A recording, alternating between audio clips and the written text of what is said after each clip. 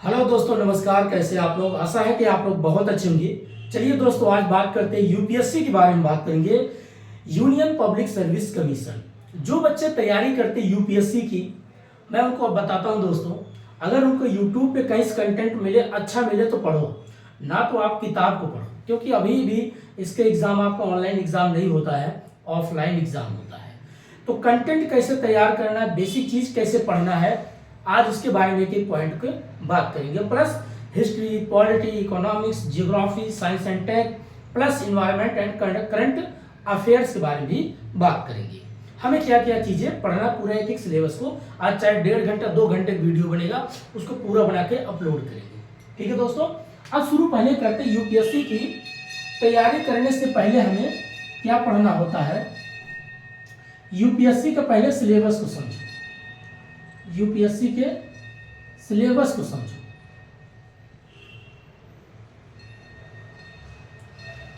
UPSC के अगर आप सिलेबस को, बेसिक चीज मैं दोस्तों बार बार यही कहूंगा, अगर आपको यूपीएससी तैयारी करना है तो आप पहले इसके सिलेबस को देखिए। हमें पता होना चाहिए कि हम क्या पढ़ रहे हैं और क्या नहीं पढ़ना चाहिए। पता चला बहुत से कंटेंट इकट्ठा कर रहे हो, करंट इकट्ठा कर रहे हो, पॉलिटी इकट्ठा कर रहे हो। भैया हमें सिलेबस को देखो, उस सिलेबस में क्या डिमांड है, क्या उसके अनुसार हम पढ़ाई कर रहे हैं। पता चला सिलेबस से आउट ऑफ सिलेबस चीजें तैयारी कर, उसका कुछ लेना देना नहीं है। तो आपको पहले क्या करना है, सिलेबस को समझना है। अब सिलेबस में जो आपका प्रीलिम्स, मेंस और इंटरव्यू अर्थात पर्सनालिटी टेस्ट, तो सिलेबस में देखिए पहला होता है आपका प्रीलिम्स, जिसको बोलते हैं प्री एग्जाम। दूसरा आपका होता है मेंस, और नेक्स्ट आपका होता है पर्सनालिटी टेस्ट, पर्सनालिटी टेस्ट। ये बेसिक चीज है, आज इसके बारे में एक करके समझते हैं। प्री क्या पूछता है दोस्तों? प्री सिर्फ ये जानना चाहता है क्या यूपीएससी सिलेबस को आप समझ गए हो, क्या यूपीएससी जो सिलेबस में टॉपिक दिया उसके अनुसार आपकी चीजें, एक प्रकार से आपके सोचने समझने की ताकत को चेक करना चाहता है। पहली इसका नाम है प्रीलिम्स। मेंस का जो एग्जाम होता है वो मुख्य मुख्य बातों को पूछना चाहता है, क्या आपके अंदर बैलेंसिंग अप्रोच है, थिंकिंग प्रोसेस है। चीजें जैसे कभी भी कोई ऐसी, आपने भारत को समझा, भारत की जो डाइवर्स ऑफ दिस, एक प्रकार से यहाँ पर जातियां हैं, धर्म है, लैंग्वेज है, आपने इसको समझा, क्योंकि कल आप इसी फील्ड में जाके काम करेंगे। वहां पर ये इंफॉर्मेशन आपको वहां पर इंप्लीमेंट करना पड़ेगा, अपनी नॉलेज को वहां इंप्लीमेंट करके चेक करना पड़ेगा। इसीलिए आपको ये मेंस होता है। पर्सनालिटी क्या करता है, आपके व्यक्तित्व के बारे में पूछता है। ऐसा तो आप बायस हो या अनबायस हो, किस प्रकार के व्यक्ति हो, या न्यूट्रल हो, कि कोई बात नहीं, हम सही और गलत दोनों के बीच में बैलेंस करके बात करेंगे। तो यही आपकी होती है पर्सनालिटी टेस्ट। अगर ऐसी आपकी पर्सनालिटी है तो ठीक है, और मेंस इस तरीके का आप लिखना जानते हो कि ठीक है, कोई चीज ना ज्यादा बढ़ा चढ़ा के लिखना है, ना बहुत ज्यादा कम, एक बैलेंसिंग अप्रोच। प्रीलिम्स के बारे में ये कहता है कि भाई कम से कम इसके सिलेबस को आप समझ गए हो। पढ़ने के बाद आपको लगता है ये चीज, ये पॉइंट है, इस चीज को मैं बता सकता हूँ, इस चीज का आंसर दे सकता हूँ। अगर इस तरीके का आपकी तैयारी है, पढ़ाई करते हो, तो आपको ज्यादा सोचने की जरूरत नहीं है, न ज्यादा अपने दिमाग पे बर्डन लेने की जरूरत है। एक एक पॉइंट बात। प्री जो एग्जाम होता है इसमें 2 पेपर होते हैं। पहला होता है आपका जीएस, जनरल स्टडीज। दूसरा होता है सी सैट, बोलते हैं सी सैट।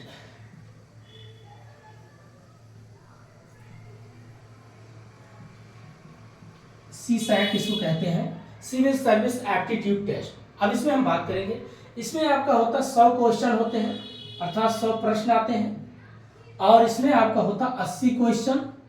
इसमें आपका 27 क्वेश्चन अगर सही है तो आप क्वालिफाई माने जाओ। जब ये क्वालिफाई होंगे, ये पेपर आपका चेक किया जाता है। लेकिन यहाँ पर आपका क्या क्या टॉपिक, यहाँ पर के एक एक करके बात करते हैं। इसमें आपका होता शुरुआत में आपका जैसे हिस्ट्री पूछेगा, लेकिन आप हिस्ट्री बहुत पढ़ते होंगे भाई, जो बीए किए हैं, सब्जेक्ट है वो तो बहुत पढ़ते हैं।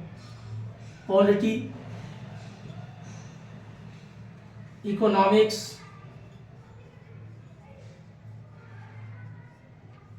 जियोग्राफी,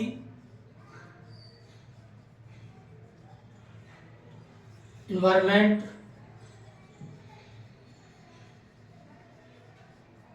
साइंस एंड टेक,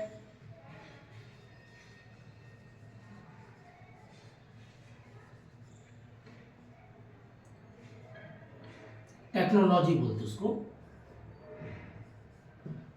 तो ये बेसिक चीज प्लस इन्हीं सभी को अगर जोड़ दो, इन्हीं सभी को अगर ऐड कर दो, तो इन्हीं के आधार पे आप देखते होंगे जो न्यूज़पेपर आप पढ़ते हो वो न्यूज़पेपर नहीं, अगर आपको पढ़ना ढंग का तो इनके हिसाब से जो सिलेबस के हिसाब से आपका आजकल समसामयिकी आता है, प्रतियोगिता दर्पण आता है, एक होता क्रॉनिकल करके आता है, या तो वो चीज़ें पढ़ो। यदि अगर आपके पास इतना पैसा नहीं है, आजकल तो इंटरनेट पे बहुत चीज़ें वीडियो उपलब्ध होती है, वहाँ से पढ़ सकते हो, विकिपीडिया डाउनलोड करके पढ़ सकते हो। अगर ये नहीं तो आप क्या करो, आप एक न्यूज़पेपर लगवाओ अपने घर पे, न्यूज़पेपर। अब इस न्यूज़पेपर हम क्यों पढ़ते हैं, कैसे पढ़ा जाता है, देखिए न्यूज़पेपर में देखो, और न्यूज़पेपर अगर आप पढ़ा तीन पेपर बेसिक बेस्ट है, बाकी जो इसको जो समझ में आता है आपको अगर पढ़ाना। देखिए हिंदी मीडियम से क्या होता है दोस्तों, हमें कंटेंट कम मिलता है। बेसिक चीज मैं बताता हूँ, हिंदी मीडियम में कंटेंट ही कम है, क्योंकि हिंदी मीडियम जो बच्चे पढ़ते हैं यूपी, बिहार, मध्य प्रदेश, राजस्थान, ठीक, लेकिन कंटेंट आपका बनता पूरा आप पूरे वर्ल्ड को देख करके। भाई अमेरिका में कोई पॉलिसी बनता है, अमेरिका का वर्ड कुछ ज़्यादातर इंग्लिश में है, ब्रिटेन का इंग्लिश में है, जर्मन में फ्रेंच है, लेकिन कंटेंट सब एक प्रकार देखा है इंग्लिश में सबसे ज़्यादा उपलब्ध होती है। अब आज का मॉडर्न जमाना कंप्यूटराइज सिस्टम है, तो लोग हिंदी में टाइप बहुत कठिन होता है करना, हिंदी में टाइप करते हैं बहुत मिस्टेक होती है, लेकिन इंग्लिश में टाइप करना ठीक होता है। इसलिए बात करता हूँ, अगर आपको पढ़ना तो Indian express, the Hindu newspaper, the Hindu newspaper, या तो आप पढ़ो हिंदी मीडियम में आजकल पढ़ते राष्ट्रीय संस्करण, राष्ट्रीय संस्करण, संस्करण ये बेसिक चीज होता है, इसी को पढ़ते राष्ट्रीय संस्करण, दैनिक जागरण करके, ये दो न्यूज़पेपर लोग पढ़ते हैं। अगर जिनको लगता है भाई अच्छा कंटेंट तैयार तो द हिंदू, बाकी अगर लगता है नहीं राष्ट्रीय संस्करण पढ़ के ठीक, तो भी ठीक है, कोई गलत नहीं है, लेकिन मुझे जहाँ तक लगता है दोस्तों द हिंदू सबसे बेस्ट होता है, क्योंकि मैंने पहले राष्ट्रीय संस्करण कभी तैयार, लेकिन मुझे इतना कंटेंट नहीं मिलता था। यहाँ की जो इसमें लिखने वाली भाषा जो झलकती है, हिंदी बेल्ट वालों को ज़्यादा झलकती है, और हिंदी में क्या होती, कहानियाँ बहुत गढ़ते हैं, मुहावरा बहुत बोलते हैं, और इसमें कोई मुहावरा नहीं होता, टू द पॉइंट बात करता है, इसलिए आपको टू द पॉइंट चाहिए, कहानियाँ नहीं चाहिए। पहली चीज़ बता देता हूँ, क्लियरिटी। अब इस क्या होता है दोस्तों, जो आपका न्यूज़पेपर जब तैयारी करते हो, पढ़ते हो, तो न्यूज़पेपर आप देखोगे जब पढ़ोगे, इसमें आपका लिखा रहता है जैसे कोई भी कंटेंट आया, हिस्ट्री से कोई कंटेंट मिल गया, पॉलिटी से मिल गया, इकोनॉमिक्स मिल गया, जियोग्राफी से मिल गया, एनवायरमेंट से मिल गया, साइंस एंड टेक का हर संडे को आता है, हर संडे को साइंस और टेक के बारे में आता है। मैं भी आपको न्यूज़पेपर दिखाता हूँ।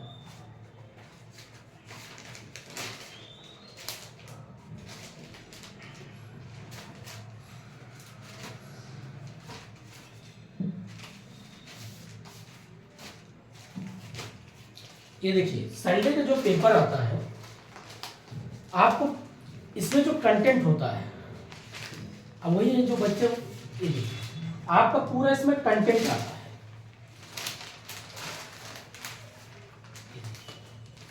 लिखा ना साइंस, यहां लिखा होगा बिजनेस।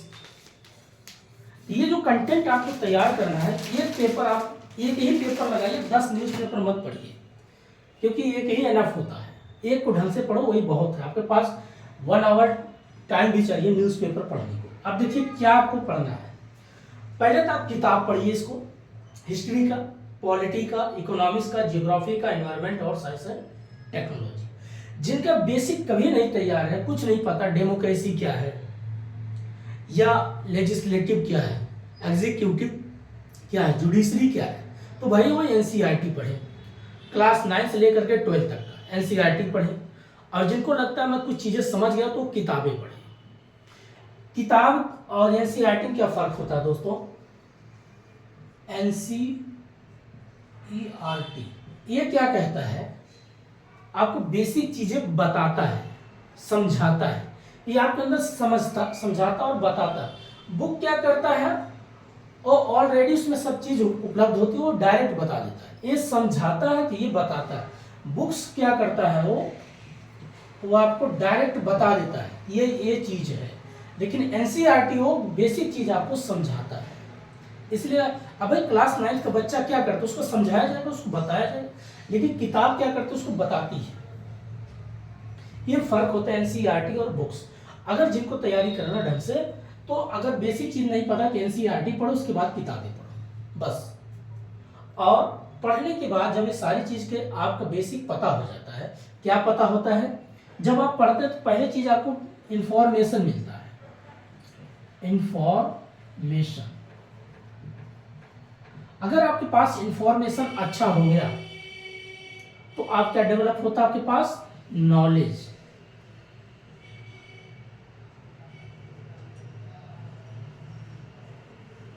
नॉलेज जब तब आएगा जब आपके पास बहुत सी इंफॉर्मेशन हो गया। अब इंफॉर्मेशन क्या, आपको पता हो गया भाई 1757 क्रांति क्या हुआ, 1764 क्रांति क्या हुआ, 18, अब आपको लगे 1857 क्रांति क्या हुआ, 1858। अब बेसिक चीजें एक एक पॉइंट को क्या करते हैं, ये इंफॉर्मेशन मिलता है। लेकिन इंफॉर्मेशन जब ज्यादा मात्रा में हो जाता है, कहेंगे इनके पास बहुत नॉलेज है, तो नॉलेज तक चीजें सिर्फ क्या होता है, नॉलेज जो चेक किया जाता है एसएससी में चेक किया जाता है। लेकिन जैसे नॉलेज के बाद आपके पास एक विजडम आ जाता है।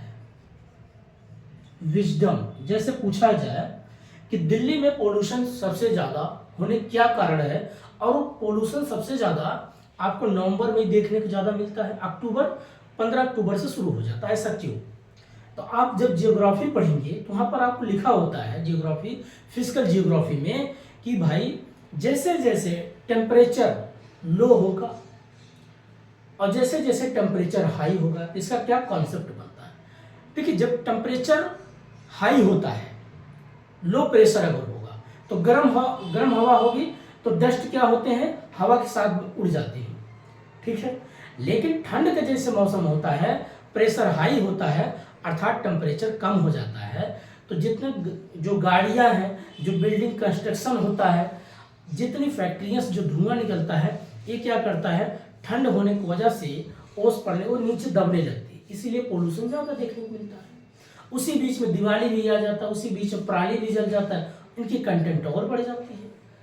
इसी कारण से क्या होता है, आपका दिल्ली पॉल्यूशन बढ़ता है। जब आप पता क्या किया, दिल्ली में प्रदूषण क्या है, लेकिन प्रदूषण होने क्या क्या कारण है आपको पता चल गया, भाई low pressure, high pressure, plus उसमें ह्यूमन एक्टिविटीज, मानव के कारण ऐसी ज्यादा एक्टिविटीज होती है। दिवाली आया, पटाखे दाग दिए, भाई दूज आया, पटाखे दाग दिए, छठ आया, पटाखे दाग दिए, कुछ भी हो रहा है, परंपरा चल रही है, रीति रिवाज अपना दाग रहे हैं। दूसरा, कृषि से पराली जला दिया, धुआं इकट्ठा हो गया, ये तो देखो खुद ही कर, गाड़ियां चल रही हैं, उससे तो निकल ही रहा था कार्बन डाइऑक्साइड, मोनोऑक्साइड।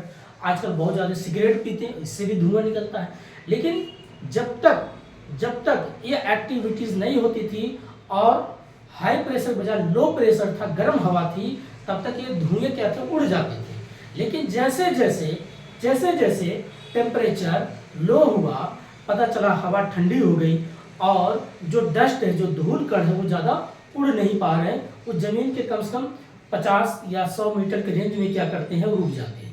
इसीलिए आप देखते हैं कि फॉग बन जाता है, पोल्यूशन बन जाता है, धुआं हो जाता है। तो ये जो सोचने समझने की क्रिया जब आएगी, इसको बोलते हैं विजडम। लेकिन अब जब इससे विजडम को और ज्यादा एनालिसिस करते हैं, एनालिसिस मतलब उस पर इंटरप्रिटेशन करते हैं, अब सही क्या है, गलत क्या है, आप नए नए इस पे निर्णय लेते हैं कि पोल्यूशन को कैसे कम कर दिए। जैसे पूछ लूं कि भाई पोल्यूशन है, तो इसको कम कैसे किया जा सकता है, तो आपको लगेगा हाँ भाई ये तो रीजन है, अगर पोल्यूशन बढ़ रहा है तो इसके पीछे रीजन ये सब है, इसको कम कैसे किया जा सकता, आपका क्या ओपिनियन होगा। ये जो कॉन्सेप्ट यहाँ शुरू होता है, ये आपका होता है एनालिसिस। जब किसी चीज का आप करना सीख जाते हैं तो आपके अंदर क्या होती है, सोचने समझने की एनालिटिकल माइंड जब हो जाता है, इसका मतलब ये है आप सही और गलत के बीच में बैलेंस कर सकते हैं। तो ये अगर चीजें यहाँ तक आपके पास नॉलेज होती है, तैयारी यहाँ तक की है, तो आप बहुत अच्छे रास्ते पे हो। और इन्हीं के बीच में अगर एनालिसिस एक बैलेंसिंग अप्रोच में आ जाता है, तो उसको इंटेलेक्चुअल बोलते हैं।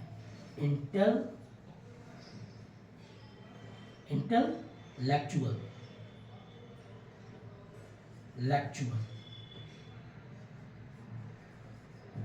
ये चीजें होता है इंटेलेक्चुअल। इंटेलेक्चुअल, ठीक है। ये बेसिक चीजें, इसको बोलते हैं बौद्धिकता। तो अगर यहाँ तक आपकी चीजें होती हैं, इंटेलेक्चुअल जो होगी ये आपके पर्सनालिटी पे आ जाता है, और एनालिसिस और विजडम ये दोनों मिला करके आपका मेंस होता है, और बाकी यहाँ तक चीजें आपका एक प्रकार से प्रीलिम्स की बात करता है, और ये आपका मेंस की बात करता है, और ये आपका पर्सनालिटी टेस्ट की बात करता है।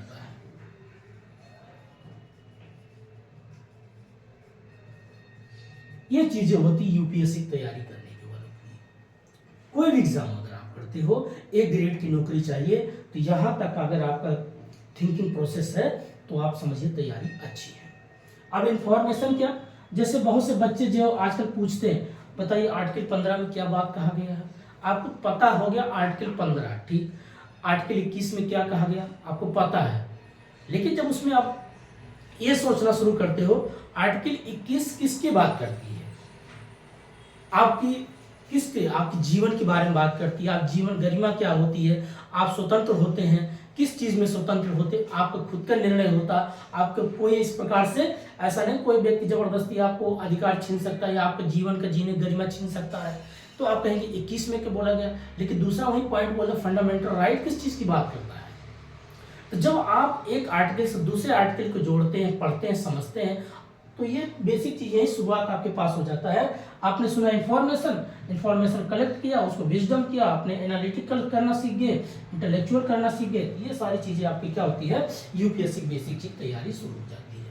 अब हमें पढ़ना है क्या दोस्तों, आज पहली बात करते हैं, जैसे हमने हिस्ट्री में क्या पढ़ना है। हिस्ट्री तो लोग पढ़ते हैं कि भाई ग्रेजुएशन में पढ़ लिया, 11th 12th में पढ़ लिया, आपने पढ़ लिया हिस्ट्री, मास्टर डिग्री कर लिया, पढ़ लिया हिस्ट्री, लेकिन हिस्ट्री पढ़ने क्या फायदा है। बहुत लोग सुनते हैं हिस्ट्री तो उबासी आती है, जमाई आती है, नींद आती है, लेकिन हिस्ट्री हमें क्यों पढ़ना चाहिए, पॉलिटी हमें क्यों पढ़ना चाहिए, इकोनॉमिक्स क्यों पढ़ना चाहिए, जियोग्राफी क्यों पढ़ना चाहिए, एनवायरनमेंट क्यों पढ़ना चाहिए, साइंस एंड टेक्नोलॉजी क्यों पढ़ना चाहिए, और जो न्यूज़पेपर में सारी चीजें छप के आती, इसी को बोलते हैं करंट अफेयर्स।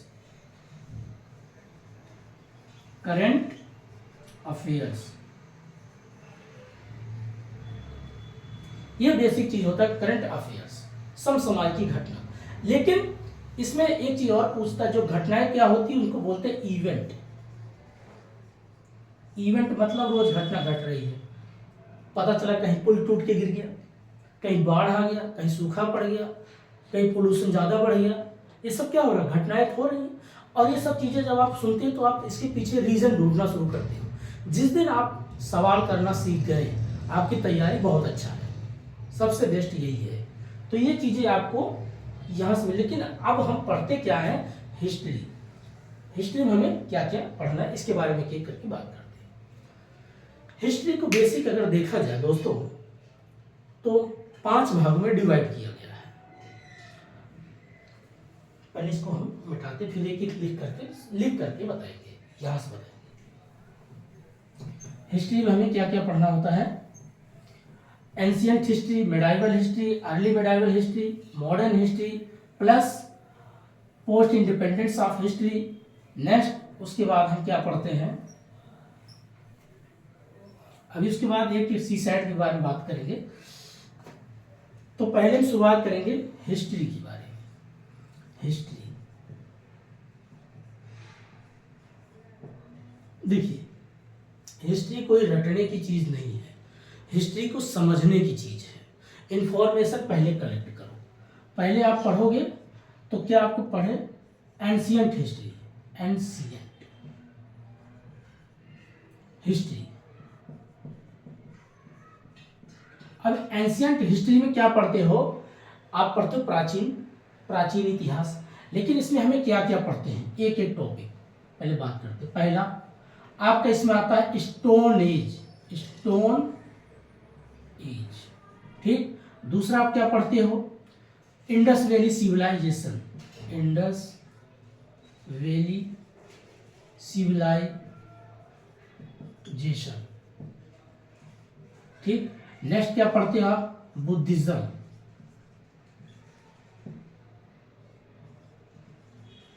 नेक्स्ट उसके बाद जैनिज्म, उसके बाद जनपद, जनपद, उसके बाद महाजनपद, महाजनपद या पदा बोलते इसको, ठीक। उसके बाद मौर्य काल, जिसको बोलते हैं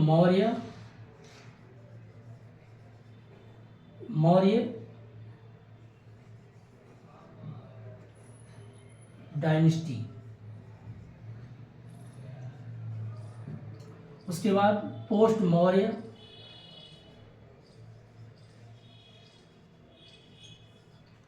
डायनेस्टी। उसके बाद गुप्ता पीरियड, अर्थात गुप्ता पीरियड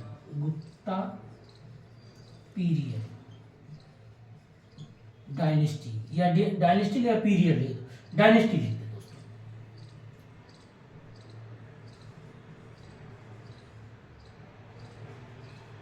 देन उसके बाद post Gupta period, post Gupta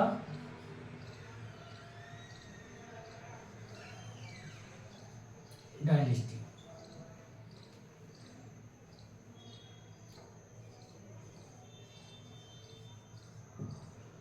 dynasty,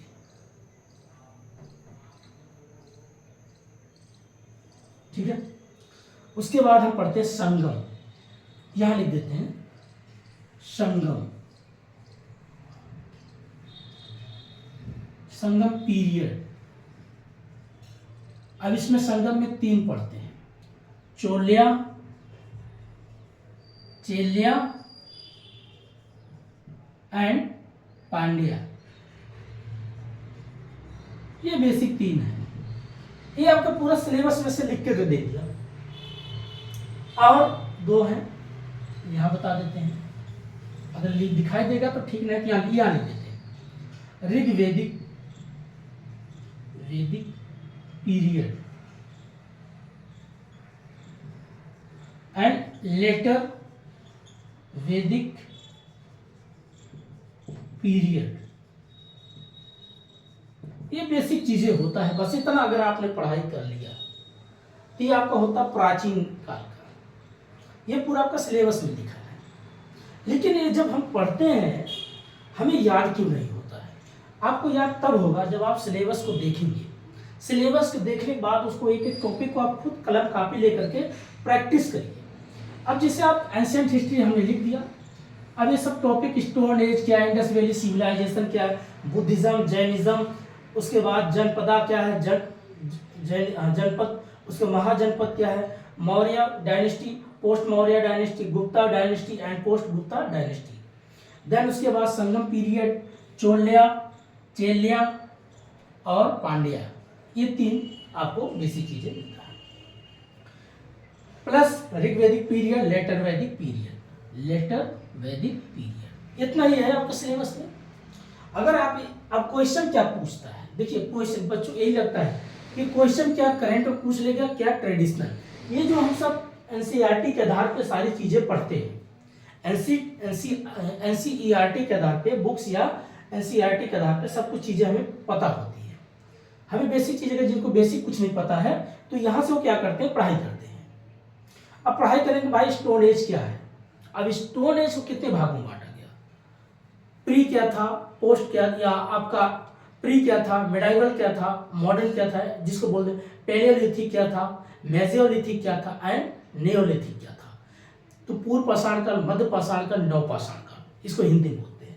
तो आप इसमें स्टोन एज के बारे में पढ़ेंगे कि भाई पहले जमाने में बड़े बड़े पत्थरों का प्रयोग करते थे। जब मानव धरती पे आया था, मानव धरती पे कैसे आया, अभी भी साइंस अपना जो बोलता है कि वो इवेल्युएशन हुआ, एक प्रकार से इवेल्युएट हुआ, मतलब उनका एक अपना एक प्रकार जैसे जीव जंतुओं का जन्म हुआ। शुरुआत बोलेंगे भाई कि सूर्य से एक तारा के रूप में टूट के पृथ्वी भी निकली, उसमें गर्म थी, जल हुआ, फिर कीड़े जन्म हुए, एक जिसको बोलते हैं एक अमीबा कोशिकीय जंतु हुआ, उसमें क्या हुआ और भी कोशिकी बना, फिर और कोशिकी बना, कुछ जलचर बने, कुछ स्थलचर बने, फिर उड़ने वाले जीव जंतु। इस प्रकार से पूरा साइंस अलग बात करती है। लेकिन हमें डायरेक्ट हम कहाँ से पढ़ते हैं, स्टोन एज। स्टोन एज में यही पढ़ते 3 काल में इसको बांट देते हैं। कि 10,000 साल पहले क्या थे, 10,000 साल के बाद क्या, फिर उसके 10,000 से 15,000 साल तक आज तक कैसे थे। तो उनका अलग अलग हम क्या करते हैं, कार्बन डेटिंग के माध्यम से अलग अलग एक एज रखते हैं, मतलब वर्ष रखते हैं, उसके आधार पर हम क्या करते हैं, चेक करते हैं। लेकिन जब हम पढ़ते हैं तो उसमें हमें क्या क्या चीज़ें देखने को मिलता है। जब आप हिस्ट्री पढ़ते हो तो हिस्ट्री में सिर्फ आपको ये बेसिक चीज़ें नहीं देखने को मिलती हैं। आप हिस्ट्री में अगर ध्यान से देखा जाए तो आपको साइंस भी देखने को मिलता है, आपको पॉलिटी भी देखने को मिलता है, आपको इकोनॉमिक्स भी देखने को मिलता है, आपको जियोग्राफी भी देखने को मिलता है, प्लस इन्वायरमेंट भी देखने को मिलता है। आप सोचेंगे ये कैसे, बताते हैं कैसे। भाई आप जब स्टोन एज पढ़ोगे तो स्टोन एज में आपको ध्यान से देखना होगा, लोग पहले बड़े पत्थरों का प्रयोग कर रहे हैं। तो पत्थर क्या है, जियोग्राफी का पार्ट है। भाई आप पढ़ेंगे कि अवसादी चट्टान है, आग्नेय शैल है, यह रूपांतरित है। आपको बेसिक चीज पता होना चाहिए कौन सा चट्टान का प्रयोग करते थे। जब वो चट्टानें थी कठोर थी या वो कम कठोर थी, कठोर ज्यादा थी तो नुकीला कैसे बना दिया जाता था, उससे हम शिकार कैसे करते थे। तो आप पत्थर के आधार पर देखते हो, तो पत्थरों के भी आप पता करेंगे कि पता चला कहाँ पर आपको बंगलोर मिल रहा है, तमिलनाडु मिल रहा है, अलग अलग जगह से पत्थर मिलते हैं। आज भी जो आपके बड़े बड़े जो भी एक प्रकार से सरकार का जो अलग अलग बना के रखा है वहाँ पर देखने को मिलता है, क्या बोलते हैं उसको, एडिटोरियम ऐसे कुछ बोलते हैं। सरकार अपने पास खुद अपने पास रखती है, क्योंकि ऐतिहासिक चीज़ अपने पास वो रखती है। तो हमें वहाँ क्या होता है, उस चीज़ें में प्राप्त होती हैं कि भाई स्टोन एज में क्या देखने मिला, बड़ा पत्थर, छोटा पत्थर, फिर उसके बाद पता चला और छोटा पत्थर हो गया। तो कैसे हो रहा है, जैसे जैसे मानव के अंदर सोचने समझने की ताकत डेवलप होती गई। एक चीज याद रखना, जब आपके लाइफ में मुसीबतें ज्यादा आएंगी तो उतने आपके अंदर निखार आएगा। कहने का मतलब क्या, जैसे जैसे उनको लगा कि बड़े पत्थर उठाते थे तो उनको लेकर के चलने बड़ी दिक्कत होती, लेकिन उनको बाद में लगा अगर इस जानवर को मारना है तो क्यों ना उसको नोकीला किया जाए, तो उनका दिमाग और डेवलप हुआ। जब वो नोकीला के बोले क्यों ना इसको मारने के, जब मर गया जानवर तो पहले कच्चा खाते थे, फिर बाद में उनको भून के खाने लग गए, भून के खाने के बाद उनको लगा और स्वाद आया। तो आप देखेंगे आग कैसे निकालते थे, आग जब निकालना सीखे वहाँ क्या हो रहा है, साइंस भी दिख रहा है, पत्थर जब दिख रहा है तो क्या, जियोग्राफी दिख रहा है। लेकिन ये भी आप देखो, खाना बदोश जिंदगी थी, आज यहाँ है तो कल कहीं और होते थे। इससे ये पता चलता था, उनको ये समझ हो गया इन्वायरमेंट के बारे में, कि नेचर के बारे में समझ गए कि अब बरसात होने वाली है, हमें इस जगह से ऊंचाई की जगहों पे चलना चाहिए। तो इन्वायरमेंट को समझ गए, पर्यावरण को भी समझ गए कि कौन सा वातावरण अनुकूलित होगा मानव के लिए रहने के लिए और कौन सी जगह पे खाने के लिए। इसलिए आप देखते हैं अल्मोड़ा की गुफा, अजंता की गुफा में सबसे ज्यादा चित्र देखने को मिलते हैं। क्यों, इसका मतलब मानव वहां निवास किया। उस चित्र से हमें क्या पता चलता है कि वो आर्ट एंड कल्चर क्या बनाते थे, अपने मनोरंजन के लिए क्या क्या क्रियाकलाप करते थे। ये सारी चीजें क्या होता है, जब हम पढ़ते हैं तो वहाँ देखिए आप इन्वायरमेंट देखने को मिल रहा है, जियोग्राफी देखने को मिल रहा है। उसके बाद पॉलिटी क्या होता है, पॉलिटी एक प्रकार से कैसे वो एक झुंड में रहते थे, क्या उनकी व्यवस्था होती थी, कैसे वो झुंड में एक साथ रहते थे, कैसे खान पान करते थे, जब कोई डेड हो जाता है, आदमी मर जाता था तो उसको कैसे दफनाते थे। तो आप देखते हैं कि जब कहीं खुदाई मिल रहा है तो कहीं पर कुत्ते मिल रहे हैं उनके साथ, कहीं मिट्टी के बर्तन मिल रहे थे, इससे पता है इनका सिस्टमेटिक तरीके से रहन सहन भी था। तो ये जब हम इतिहास पढ़ते हैं तो इतिहास में कई चीज़ें हमें देखने को मिलती है। तो आप जब इस तरीके की तैयारी करेंगे, हिस्ट्री का पार्ट हिस्ट्री तो देख ही रहे हैं, प्लस उसमें आप जियोग्राफी देखिए, एडमिनिस्ट्रेटिव भी देखिए, इकोनॉमिक्स आप देखिए, इकोनॉमिक्स क्या है, जैसे जैसे उनमें और जिज्ञासा बढ़ती है, नवपाषाण काल में आते हैं तो उनमें खेती करना सीख जाते हैं। जब खेती करते हैं उनके लिए रिसोर्स क्या होता था, जानवर का पालन करना, जानवर से दूध निकालते थे, उसी जानवर से फिर खेतों में हल चलाते थे, फसल उगाते थे। तो एक प्रकार से वो इकोनॉमिक्स काम करने लगे। अब फसल क्या उगाते थे, तो वहां पर आप देखते होंगे चावल या तो जौ, ये सबसे ज्यादा होती थी, चावल और जौ मिलता था। कहीं कहीं आप पढ़ेंगे कि फैक्चुअल रूप में कौन से ऐसे जगह पे भूसी पाया गया, कौन सी जगह पे चावल पाया गया, किस जगह पर जुते हुए खेत मिले, किस जगह पे जो है पूजा का स्थल मिला, किस जगह पे पता चला। आप देखते होंगे फैक्चुअल पूछता है, यही आपको चीज क्या होता है, एक प्रकार से इकोनॉमिक्स पार्ट मिल गया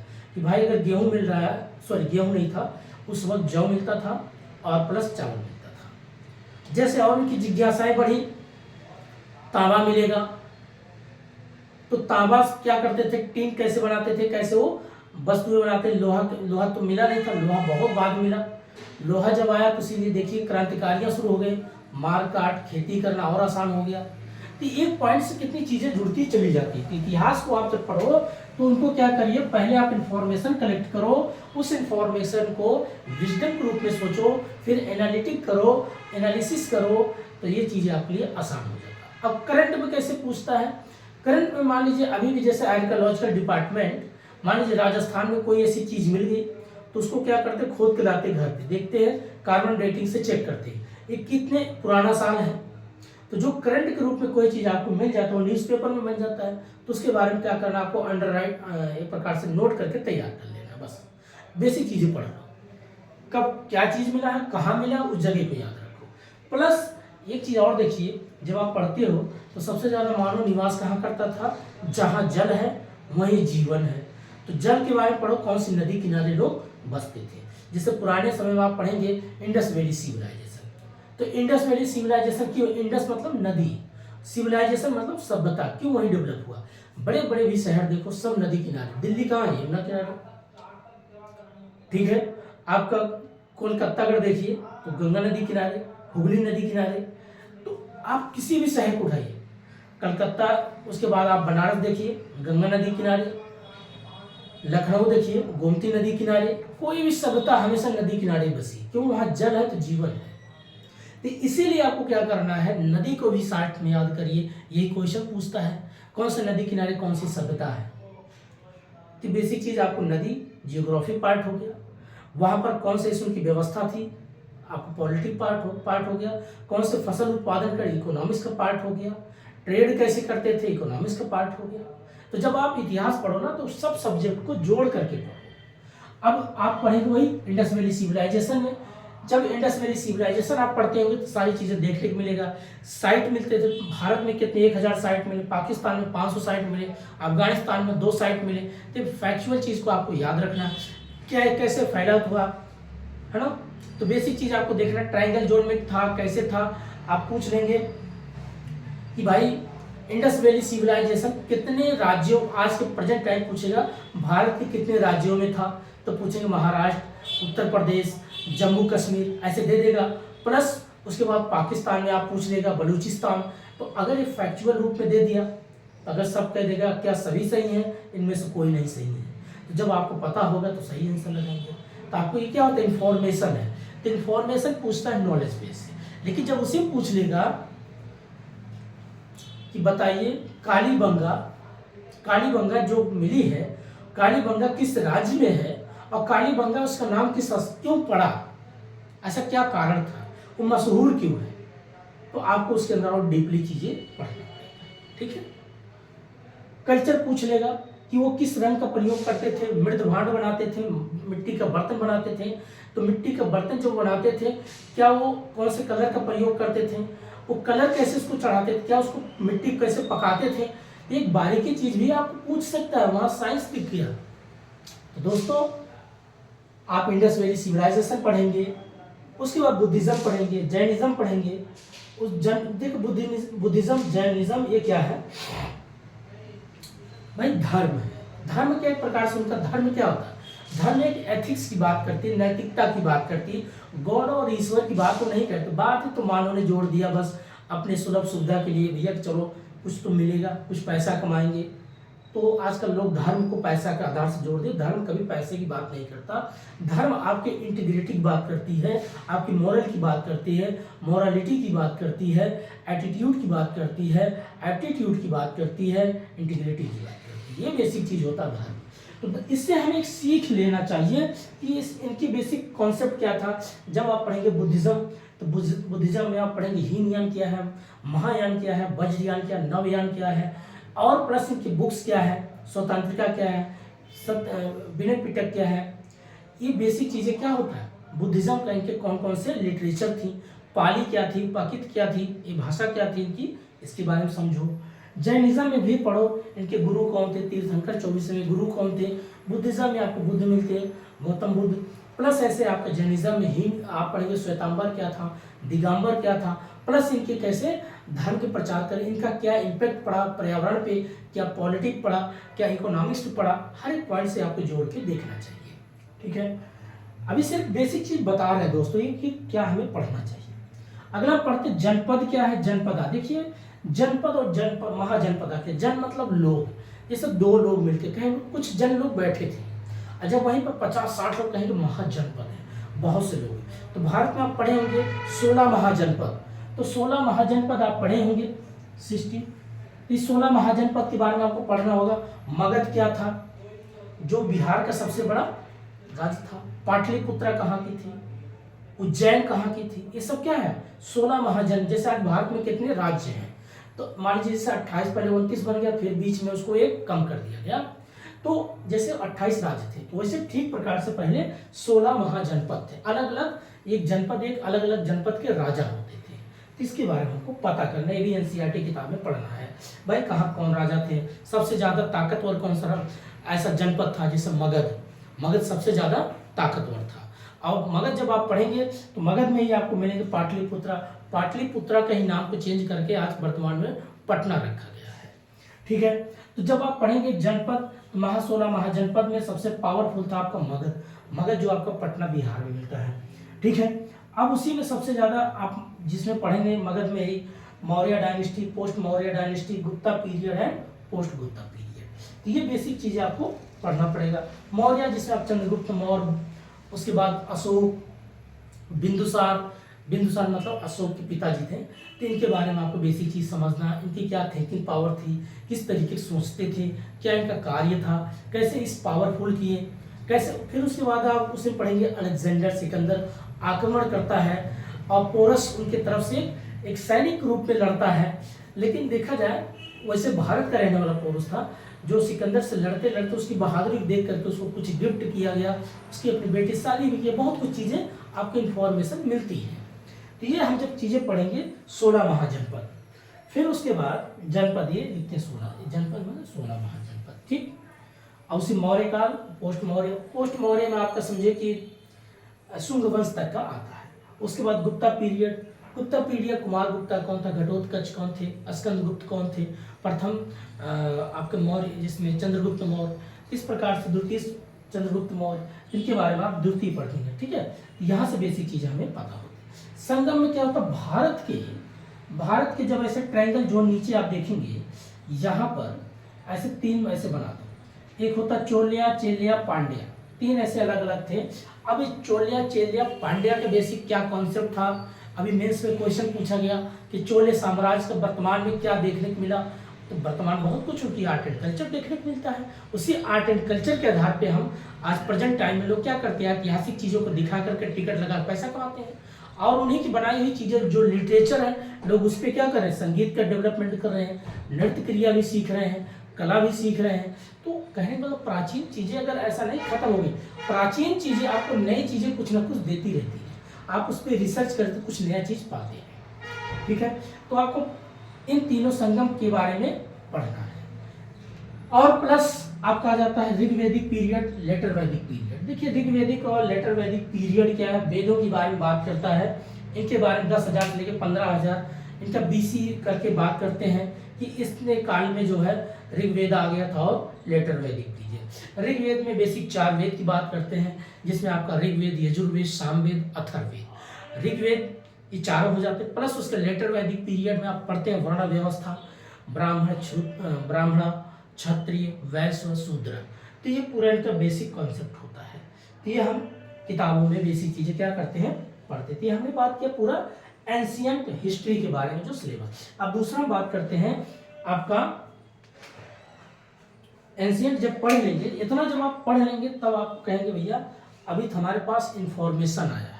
अब उस इंफॉर्मेशन को बैठ के जब सोचेंगे कैसे कि भाई इंडस वैली सिविलाइजेशन ऐसे कैसे डेवलप हुई, तो आप पहली क्वेश्चन क्या लगे, प्रश्नवाचक चिन्ह, कैसे इंडस वैली सिविलाइजेशन कैसे डेवलप हुआ, है कि नहीं। तो पहला सवाल यही होता है कैसे डेवलप हुआ। तो आप समझेंगे भाई इसका मतलब है ये लोग जो बसे थे इस इंडस वैली सिविलाइजेशन किनारे, जिसमें आप पढ़ेंगे मोहनजोदाड़ो, हड़प्पा, ये सब उसी पार्ट है, अलग अलग साइट का नाम है पाकिस्तान में।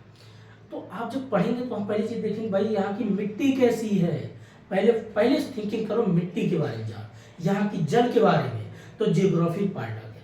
जब कोई मानव कहाँ रहता है ज़्यादातर, जहाँ उनके अनुसार वातानुकूलित वातावरण मिलता है। अब पता चला कहीं कार्बन डाइऑक्साइड बहुत ज़्यादा हो, पोल्यूशन बहुत ज़्यादा, तो आप वहाँ सर्वाइव कर पाएंगे? बिल्कुल नहीं करेंगे। तो मानव कहाँ बसेगा? जहाँ शुद्ध जल होगा। जब जल होगा तो इनका जीवन का निर्माण होगा। तो वहीं पर वो क्या करने लगे? एग्रीकल्चर करने लगे। एग्रीकल्चर जब करने, उनके पास अनाज बहुत होने लग गया। उस अनाज को फिर क्या करते थे? अपना ट्रेड के रूप में काम करते थे। जो ट्रेड करते, जो पैसा आता, पैसा का मतलब पहले गोल्ड आता था, उस गोल्ड से क्या करते, फिर उनके अंदर और थिंकिंग पावर डेवलपमेंट हुआ। उन्होंने अलग अलग, जैसे आज के समय में प्रेजेंट टाइम में मुंबई, दिल्ली, चेन्नई, कोलकाता, जिस बड़े बड़े जो शहरों का निर्माण हुआ, ये पहले ही, आप सोचिए 2500 साल पहले ही लोग डेवलप कर चुके थे। इसका मतलब उनकी सोचने समझने की कैसे कैपेसिटी क्या थी, किस तरीके की चीज़ें सोचते थे। लेकिन ये भी याद रखना, आप 1905, 1925 में आपको पता चलेगा इंडस वैली सिविलाइज, पहले कोई नहीं जानता था इंडस वैली या कोई सिविलाइजेशन था। वहाँ अंग्रेज रेलवे लाइन बिछा रहे थे, तो किसी ने एक ऐसे पत्थर देखा, उठा के लाते, तो पत्थर को देख के उनका दिमाग चला कि ये पत्थर कैसा है भाई, इतना बड़ा पत्थर है और प्लस इतनी मोटाई है, इतनी चौड़ाई है, कैसे बनाए, और ये पकी हुई ईंट क्या। तो जब उसके कार्बन डेटिंग चेक करने, पूरी खुदाई किया गया, तब एक इंडस वैली सिविलाइजेशन के बारे में पता चला। आज भी वहाँ पर रिसर्च होता रहता है, तो उसको वर्ल्ड हेरिटेज के रूप में रख दिया गया है। तो हम जब कोई चीज़ पढ़ते हैं इतिहास से हम कई चीज़ सीख पाते हैं कि वहाँ उनकी थिंकिंग प्रोसेस क्या थी, वो लोग एग्रीकल्चर कैसे करते थे। उनकी इंडस वैली सिविलाइजेशन जब आप पढ़ते हैं, सिविलाइजेशन क्यों बोला गया? क्योंकि उनकी जो घर बने होते थे, रोड की तरफ खिड़कियां नहीं होती थी, क्योंकि उनको पता है रोड की तरफ खिड़की करेंगे तो धूल डस्ट घर में आएगा। सोचिए कितने वो दूरदर्शी थे, दूरदृष्टि सोचने वाले लोग थे। प्लस रोड जो बनता था हमेशा, आप देखते होंगे ऐसे की पॉइंट, जैसे आजकल होता ना स्क्वायर, ऐसे 90 अंश के कोण पे बनता था, 90 अंश के डिग्री पे होता था, ऐसे बना होता था रोड। इधर से जा रहे हो आप, इधर से जा रहे हो, किसी कोई नुकसान ना हो, ऐसे रोड होता था। आज जैसे बन रहे लोग, तो ये था सभ्यता के बारे में।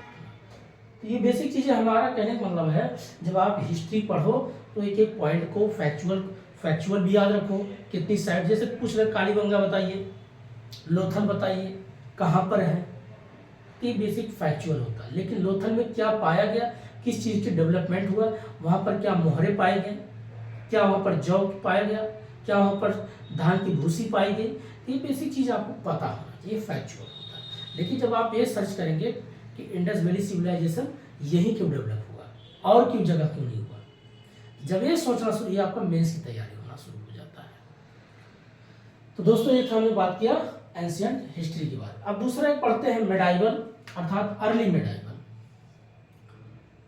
अर्ली मेडाइवल, अर्ली मेडिवल बोलते इसको। अब इसमें हमें क्या क्या पढ़ना होता है? 712 से लेकर के 11, मतलब 1000 ईसा तक, 1000 तक के हम पढ़ते हैं। 712 से एडी इसको बोलेंगे। एडी और बीसी क्या होता है दोस्तों? जब तक ईसा का जन्म नहीं हुआ था, तो उसको बोलते हैं बिफोर मतलब जीसस क्राइसिस मतलब कोई क्राइसिस नहीं, वो लड़ाई हो, मतलब जब तक ईसा का जन्म नहीं तो उसको बिफोर, और जब उनका जन्म होगा तो उसके बाद एडी आ जाता है। फिर ईसा के बाद 712 से लेकर के 1000 एडी तक। तो यहाँ तक हम पढ़ते हैं अर्ली में। अब इसमें क्या पढ़ेंगे? भारत में सबसे पहले कौन आक्रमण किया? मोहम्मद बिन कासिम। कहाँ पर किया? सिंध पे किया। राजा दाहिर से लड़ाई किया। क्यों लड़ा? क्या कारण था? वो भारत पे क्यों आक्रमण किया? उसके बेसिक चीज़ आपको पता होगा कि उस वक्त क्या थे, लोग बहुत गुलाम होते थे, एक दूसरे के युद्ध के लिए अपनी क्षेत्र बढ़ाते थे। तो उनके कुछ गुलाम ऐसे लोग पकड़े गए थे जो श्रीलंका से किसी एक छोटी पहले बोट या जहाज जैसे बनते थे लोग, जहाज क्या बोट ही थी, तो उनके कुछ गुलाम लोग पकड़े गए थे, लेके आ रहे थे, लेकिन किसी ने उनको किडनैप कर लिया। इसीलिए उसको खबर मिला कि श्रीलंका के भारत के लोगों ने किडनैप कर लिया। ये कहानियाँ हैं। तो मोहम्मद बिन कासिम 17 साल 18 साल का लड़का, वो सिंध पे आक्रमण करता है और सिंध पे वहाँ आक्रमण करता है, उसके बाद वहाँ कब्जा करता है। फिर वहाँ जो राजा दाहिर उनके दोनों बेटियों को लेके जाता है। ये कहानियाँ हैं, आपको कहानी तरीके से चीज़ें पढ़ना है। 1000 तक के क्या आपको पढ़ेंगे, इसमें देखिए क्या होता है। उसी बीच में आप पढ़ेंगे महमूद गजनवी, मोहम्मद गौरी, तो ये दोनों के बारे में जो हम पढ़ते हैं, प्लस और भी इसमें होता है अर्ली मेडाइवल में। भाई राजपूतों का इतिहास क्या था, गुज्जर प्रतिहार का इतिहास क्या था, चोल साम्राज्य का क्या था, राष्ट्रकूटों का क्या इतिहास था, ये बेसिक चीज है। आपको यहाँ तक जो सारी चीजें पढ़ती इसमें आता आपका अर्ली मेडाइवल। लेकिन मेडाइवल कहाँ शुरू होता है, मेडाइवल शुरू होता आपका 1000 क्या लगभग 1200 से शुरू, 1000 से 1200 शुरुआत होता है। 1000 के आफ्टर के बाद एडी से लेकर के आप देखते होंगे 1526, 1525 प्लस उसके बाद 1707 तक ये होता आपका मेडाइवल। ये होता मेडाइवल कैसे भाई, यहाँ से आप पढ़ेंगे दिल्ली सल्तनत, दिल्ली सल्तनत। अब दिल्ली सल्तनत में मोहम्मद गोरी स्थापना करता है, इल्तुतमिश, कुतुबुद्दीन ऐबक, बलबन, खिलजी, तुगलक, सैयद, लोदी, ये बेसिक चीजें आपकी शुरुआत कहाँ से आती हैं, सब यहाँ तक दिल्ली से। दिल्ली सल्तनत जिसमें आपका खिलजी वंश, तुगलक वंश, लोदी वंश, सैयद वंश, ये बेसिक चीज आपके यहाँ से हो जाता है। तो ये आपको 1000 से लेकर के चलता है लगभग 1400 तक, और उसके बाद 1400 के बाद आप 15वीं लगभग 15वीं तक के आ जाते हैं। 1525 में आप शुरुआत हो जाता बाबर का आक्रमण। बाबर आता है, बाबर के बेसिक जो उसके वंशज होते हैं, बाबर जिसको मुगल काल बोलते हैं। अब इसमें क्या क्या पढ़ते हैं देखिए, बाबर आया, बाबर का लड़का हुमायूं का, अकबर, शाहजहां, जहांगीर, औरंगजेब, ये बेसिक इनका क्या होता है डायनेस्टी के बारे में हम पढ़ते हैं। और 1707 तक औरंगजेब ही चलता है, उसके बाद खत्म हो। 1707 के बाद अगर देखा जाए तो मॉडर्न हिस्ट्री शुरू हो जाता है। वैसे मॉडर्न हिस्ट्री अगर बेसिक जब पढ़ते हो तो आप जो है यहाँ शुरुआत हो जाता है मॉडर्न हिस्ट्री, मॉडर्न हिस्ट्री। अब इसमें हमें क्या क्या पढ़ते हैं, यहाँ तो अगर देखें 1498 से शुरुआत हो जाता है, जिसमें आपका आते हैं पुर्तगाली, डच, फ्रांसीसी और अंग्रेज। तो पुर्तगाल, डच, फ्रांसीसी और अंग्रेज ये लोग भारत में आते हैं। तो अगर अंग्रेज का देखा जाए तो 16वीं शताब्दी से ही इनका शुरुआत बन जाता है, 16वीं से मतलब 1600 सेंचुरी में। बाकी 1498 आते हैं, पुर्तगाली है, डच है, फ्रांसीसी, ये लोग आते हैं, कालीकट तट पे आते, जांगरी नाम के एक राजा से मुलाकात करके पूरा हिस्ट्री इस तरीके के लोग पढ़ते हैं। वहाँ पर डुप्ले की बेसिक कॉन्सेप्ट क्या था, वो किलाबंदी करता था, राजा उनसे विद्रोह करता, फिर वहाँ क्या होता है विद्रोह चलता, फिर बीच में डच आते हैं, फ्रांसीसी आते हैं, अंग्रेज आते हैं। अंग्रेज जब आते हैं, अंग्रेज ही सबसे ज्यादा भारत पे क्या करते हैं, राज किए, कितना 200 वर्ष तक, 200 वर्ष सोचिए। और 1000 शासन किसने किया, मुगल काल का एक पूरा चला था। ये बाकी देखिए, इसीलिए लोग कहते हैं 1000 साल उन्होंने शासन किया, 200 साल अंग्रेजों ने किया। आजकल लोग बोलते नहीं है, ऐसे कमेंट देते हैं। तो ये बेसिक चीज हमको पता होना चाहिए, कौन कितने साल से कितना शासन किया है, और उस शासन प्रशासन में हमें क्या सीख मिलती है। और भारत के इतिहास में लोग ज्यादातर गुलाम क्यों बने, इसके पीछे रीजन को पढ़ेंगे। इसके पीछे प्राचीन में आप जाइएगा, जब पढ़ेंगे लेटर वैदिक पीरियड, लेटर वैदिक पीरियड भारत को सबसे ज्यादा कमजोर किया। लोग कहते हैं नहीं, बुद्ध ने अहिंसा का पालन किया। बुद्ध ने कभी ये नहीं कहा था कि आप हथियार मत उठाओ, बुद्ध ने कभी नहीं कहा था तुम ये करो। भाई वो कहते अपनी बचाव के लिए तो कुछ तो करना चाहिए। इसका मतलब ये नहीं मैं आपको बोल दूंगा बहुत सीधे बने रहो। सीधे बनने का मतलब ये नहीं किसी गर्दन काट दो या किसी अपना गर्दन कटवा दो, अपनी बचाव तो कर सकते हो ना। भारत का संविधान भी कहता है कि अगर आपके लाइफ का, आपके जीवन पे कोई ऐसा खतरा आता है तो आप अपने बचाव तो कर सकते हो ना। कितना बढ़िया संविधान आपका बना। यही बात तो यहाँ भी कहा जाए। लेकिन लेटर वैदिक पीरियड में क्या हुआ था, वही जो ब्राह्मण, क्षत्रिय, वैश्य, शूद्र, क्योंकि उसने क्या कर दिया, लोगों को डिवाइड कर दिया। क्षत्रिय समाज खाली तलवार उठाएगा, कोई नहीं उठाएगा। बाकी लोग क्या करेंगे, तलवारें नहीं उठाएंगे। तो भाई अगर आपको बाहर के लोगों से बचाना है तो अपनी सेना को भी तो बढ़ाना पड़ेगा। ये पॉइंट होना चाहिए। शूद्र जो सबकी संख्या 60% वो बेचारे कभी हथियार नहीं उठाए, इसीलिए उनको हथियार दिया गया। तो एक भी आक्रमणकारी कोई भारत में घुसता ही नहीं। मौर्य काल में आप देखिए, जब तक आपका सम्राट अशोक थे, कोई आज तक आक्रमण किया, कोई घुस पाए, कभी नहीं घुसा। उसके बाद जैसे जैसे ये लोग को धीरे धीरे पारामिलिट्री सिस्टम आया, धीरे धीरे कमजोर होते चला। आज भी मानसिक रूप से कमजोर। भारत जो कहते हैं नास्तिक, आस्तिकता में कभी नहीं पड़ता था। आस्तिक मतलब ये नहीं है कि जो आस्तिक है उसको मानो, जैसे मैं बोलता हूँ, मैं दिख रहा हूँ, आपको दिख रहा हूँ, ये आस्तिक दिख रहे हैं, लेकिन जो चीज़ नहीं दिख रहा उसको भी क्यों बिलीव कर लेते हो भाई? यही होती है नास्तिकता। नास्तिकता कहता है जो चीज़ हमें साक्ष्य रूप में नहीं दिख रहा, प्रत्यक्ष रूप में नहीं दिख रहा, हम उसको कैसे मान लें? उसको हम जब तक तर्क के कसौटी पे साइंटिफिक तरीके से नहीं प्रूव कर लेंगे, हम नहीं मानेंगे। अब आस्तिकता क्या है? सब कुछ मान लेगा। गोबर इकट्ठा कर लिया, गोबर बाबा की जय, कोरोना काल आया, कोरोना मैया की जय, ये क्या चल रहा है? बकवास। इसीलिए शिक्षा बहुत जरूरी है। अगर आप सही तरीके से पढ़ेंगे तो आप सवाल खड़ा करेंगे, और जिनकी सत्ता होती है, जो लोगों को एक मानसिक रूप से गुलाम बना के खा रहे हैं, तो उन पर क्या भी चोट पड़ेगा, तुमको लगेगा तो मेरे खिलाफ हो गया, तो युद्ध छिड़ेंगे। बहुत कुछ चीज़ें, इसीलिए इतिहास पढ़ना चाहिए, सीखने बहुत कुछ चीज़ें मिलता है। तो ये आपका पूरा मैंने बेसिक बात किया दोस्तों आपका हिस्ट्री के बारे में। अब हम बात करते हैं पॉलिटी, ठीक है। अब पॉलिटी में देखिए, उसके बाद अंग्रेजों का बहुत कुछ उसमें हम पढ़ेंगे। इतिहास में अंग्रेज आते हैं भाई, उनकी क्या क्या व्यवस्था चली। अब बात करते पहले पॉलिटी, उसके बाद हम नेक्स्ट टॉपिक बात करेंगे।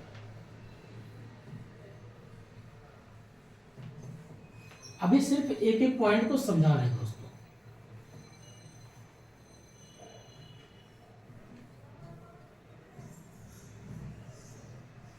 और इतिहास जब आप पढ़ेंगे तो हर कदम पे कुछ नया चीज सीखने को मिलता है।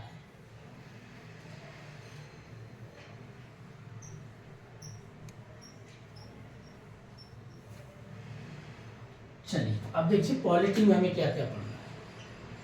पॉलिटी बेसिक चीजें जो इसको बोलते हैं इंडियन कॉन्स्टिट्यूशन, भारतीय संविधान, हमें क्या क्या इसमें पढ़ना है। पहली चीज होती है इंडियन कॉन्स्टिट्यूशन, बेसिक इसकी हिस्ट्री क्या है, कैसे डेवलपमेंट हुआ। तो आप देखते हैं शुरुआत में इसकी हिस्ट्री होती कॉन्स्टिट्यूशनल का, Indian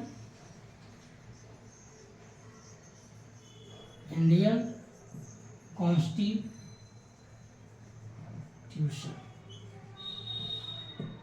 Indian constitution of development,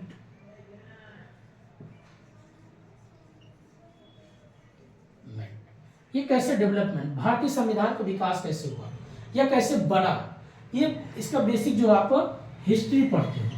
history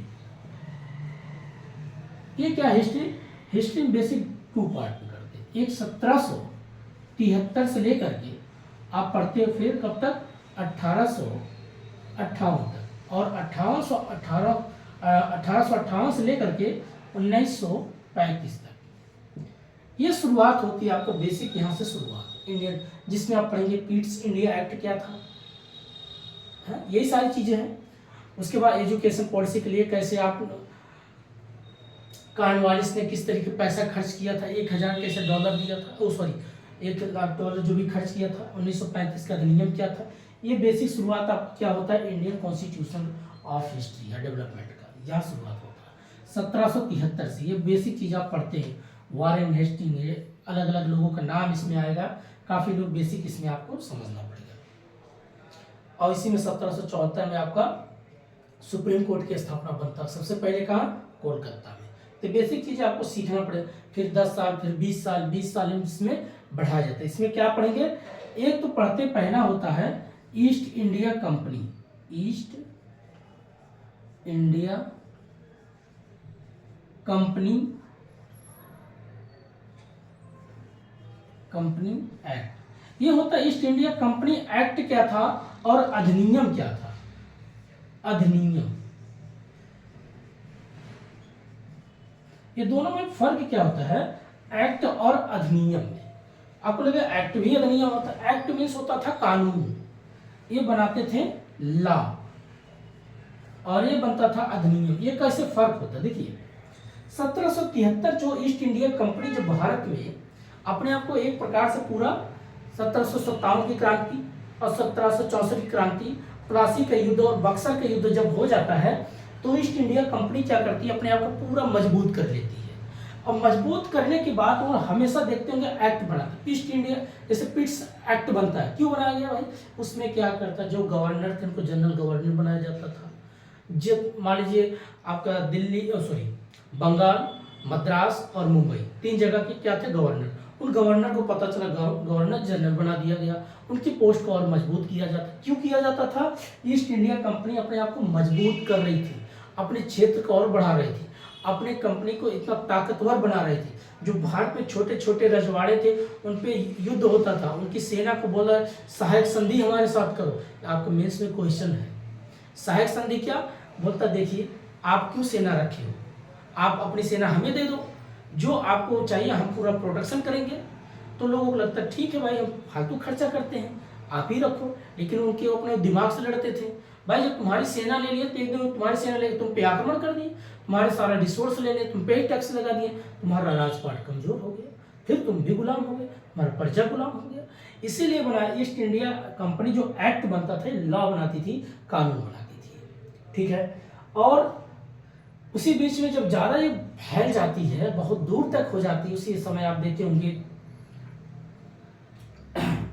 गला पकड़ रहा दोस्तों पोल्यूशन से, टीपू सुल्तान, हैदर अली, ये भी बीच में इनका 1799 तक युद्ध चलता है। अब काफ़ी चीज़ें यहाँ देखने को मिलता है। साउथ में अपना पूरा क्या करते हैं, जब आपका प्लासी का युद्ध, बक्सर का युद्ध हो जाता है, फिर उसके बाद जिसमें अवध और दिल्ली और बंगाल, ये तो पूरा गुलाम हो चुका था, प्लस वो धीरे धीरे साउथ में अपना पैर पसारते हैं। तो वहाँ पर जब युद्ध करते हैं तो एक्ट बन बन के हमेशा वहाँ पर देखते हैं कि साउथ में एक निज़ाम थे और मराठा थे, प्लस इधर हैदर अली जो कि थे। तो ये तीनों लोग क्या करते आपस में लड़ते, लेकिन अंग्रेज इन चीज़ को समझ गए कि एक काम करो, इनमें कोई न कोई ऐसा फूट डालो, कुछ करो।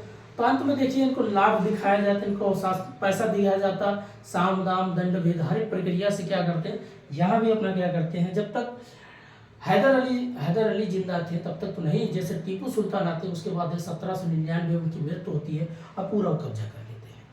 फिर उसी बीच में ये सब देखते देखते भारत में एक आंदोलन छिड़ती है अलग अलग तरह, जिसमें 1857 की क्रांति रखी गई और ये मई में रखा जाता है दिन, जिसमें एक दिन फिक्स किया गया, इसी समय हम लोग भारत में आंदोलन करेंगे। तो भारत में आंदोलन जब शुरू होता है 1857 की क्रांति, आप देखते होंगे पता लाहौर में चल रहा, बंगाल में चल रहा, मंगल पांडे, वैसे बहुत लोगों ने युद्ध लड़ा। और उस आंदोलन से क्या होता है, ईस्ट इंडिया कंपनी पूरी हिल जाती है। जब हिल जाती है तो बोला गया कि अब ये जो ईस्ट इंडिया को कंट्रोल कहाँ से किया जाएगा, शासन कहाँ से चलाया जाएगा, अब ब्रिटिश गवर्नमेंट चलाएगी, जिसको बोलते क्राउन, जिसको ब्रिटेन जो गवर्नमेंट थी, जो वहाँ की पार्लियामेंट सिस्टम थी, जब वहाँ से कानून बनने लग गया तो उसको बोलते हैं अधिनियम। वहाँ से जब एक्ट नहीं बल्कि कानून बनने, नियम बनने लगा उनकी पार्लियामेंट से, जैसे वहाँ लोकसभा राज्यसभा, तो वहाँ से जो बिल पास होता था, लॉ बनता, वहाँ से शासन कहाँ चलने लग गया, भारत। अभी तो ईस्ट इंडिया ही चलाती थी, लेकिन अब 1858 की क्रांति के बाद 1857 की क्रांति के बाद 1858 में क्या होता है, उनको एक सीख मिला कि अब हम भारत को इस तरीके से गुलाम नहीं, अब क्या करना होगा, कुछ पोलाइटली उनके साथ एक प्रकार से देखते हो, रैयतवाड़ी, ये रबाड़ी, दुनिया भर के अलग अलग कॉन्सेप्ट लाते हैं, कुछ कानून बनाते हैं कि मैं आपके बच्चों को पढ़ाऊंगा, आपको रेलवे लाइन बिछाऊंगा, ये करूंगा। ये सब क्या होता था, वो अपने लिए करते थे, लूटते थे। ये सारी चीज़ें वहाँ से ब्रिटेन से बननी शुरू होती हैं, वहाँ से कोई अलग वाइस आ रहा गवर्नर, फिर दूसरा कोई गवर्नर आ रहा, ये क्या करते थे, आते थे और एक्ट इतना बनाते थे 1858 और 1935 तक एक ऐसा एक्ट बनता जिसमें आप देखते होंगे देश के सबसे पहले जो प्रधानमंत्री पंडित जवाहरलाल नेहरू वो कहते हैं एक गाड़ी तो है, लेकिन इस गाड़ी में इतना अनेक ब्रेक लगा हुआ है कि खुद ही नहीं ये चल सकती। कब इंजन तो है लेकिन ये बिना इंजन, जैसे कहते हैं कि ब्रेक बहुत है लेकिन इंजन ही नहीं है, ऐसी बात, ऐसे कुछ वो बोलते हैं। तो कहने का मतलब इतना एक्ट वो बनाते थे, इतने कानून बना दिए थे कि भारत एक प्रकार से और ज़्यादा फंस गया था। फंसने मतलब एकदम दबते चला गया। आप पता चला कोई आंदोलन नहीं कर सकते, कभी हथियार लेके नहीं निकल सकते। तो उसी बीच में आप देखते होंगे 1915 में गांधी जी भारत आते हैं। उसके बाद भारत में जब आते हैं तो एक प्रकार से लोगों के अंदर एक वो कहते हैं ये कि हथियार है, अहिंसा का पालन करता है, अहिंसा ही एक हथियार है जिसके माध्यम से हम आज़ादी ला सकते हैं। जो लोग कहते हैं ना कि गांधी जी का क्या योगदान था, देखिए हर एक व्यक्ति का अपना योगदान था। सुभाष चंद्र बोस का अपना योगदान बहुत बढ़िया, भगत सिंह, राजगुरु सुखदेव सिंह का अपना योगदान, हर एक व्यक्ति अपने तरीके, सबका देखिए जैसे तिरंगा मूवी में डायलॉग बोलते हैं, एक तरफ राजकुमार होते हैं, नाना पाटेकर होते हैं, तो कहते हैं मैं तो गर्म खून आप ठंडे, तो ऐसे ही नहीं चल सकता। तो बोले कि भले ही, लेकिन हमारे दोनों का रास्ता भी एक है, मंजिल भी एक है। तो वही था, सबका मंजिल एक ही था, भले रास्ते अलग अलग थे। बस एक बात वो कहना चाहते थे। अब कुछ इसमें गर्म दल थे, कुछ उसमें नरम दल थे। आगे बहुत हिस्ट्री में आपको सीखने को मिलता है। तो ये बेसिक चीज़ें यहाँ से जब आप इतना पढ़ोगे तो यहाँ शुरुआत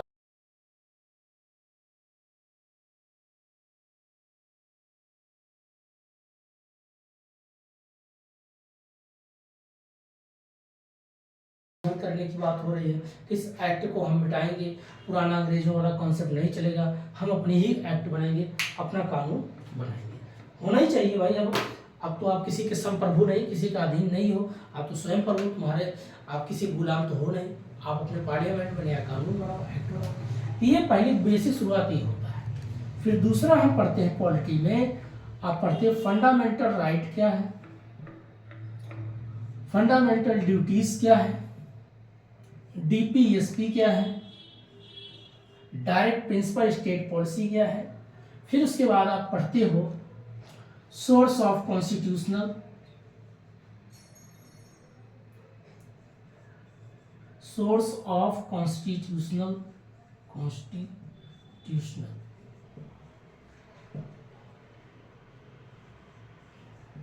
भारतीय संविधान का बेसिक स्रोत कहाँ कहाँ से लिएगा, ये पढ़ेंगे आप। क्या पढ़ेंगे, फंडामेंटल राइट, फंडामेंटल ड्यूटीज क्या है, पहले इसको बात करते हैं। फंडामेंटल राइट ये कहता है आपको अधिकार क्या दिया गया। इसमें आर्टिकल आप पढ़ेंगे 14 से लेकर के लगभग 29 तक आता है, ये पूरा आता है। आप इसमें पढ़ेंगे फंडामेंटल राइट क्या है। अब बेसिक चीज जैसे स्वतंत्रता क्या है, बंधुता क्या है, धर्मनिरपेक्ष क्या, ये बेसिक चीज आपको क्या मिलता है भाई।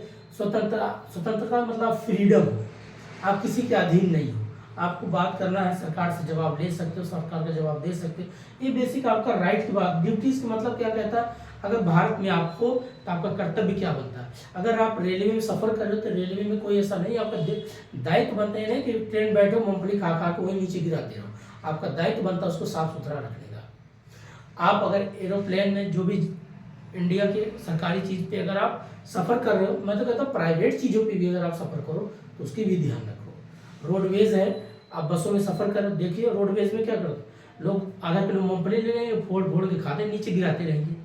तो आपका ड्यूटीज बन, अगर आपको अधिकार मिला घूमने का, टहलने का, तो आपका अधिकार मिलता है पर्यावरण को भी ध्यान में रखने का, सरकारी जो भी आपके रिसोर्स है उसको भी बचाने का, ना कि उस पर कूड़ा करकट फेंक के चले जाओ। यही होता है, यही बेसिक चीज़ आपको समझना चाहिए।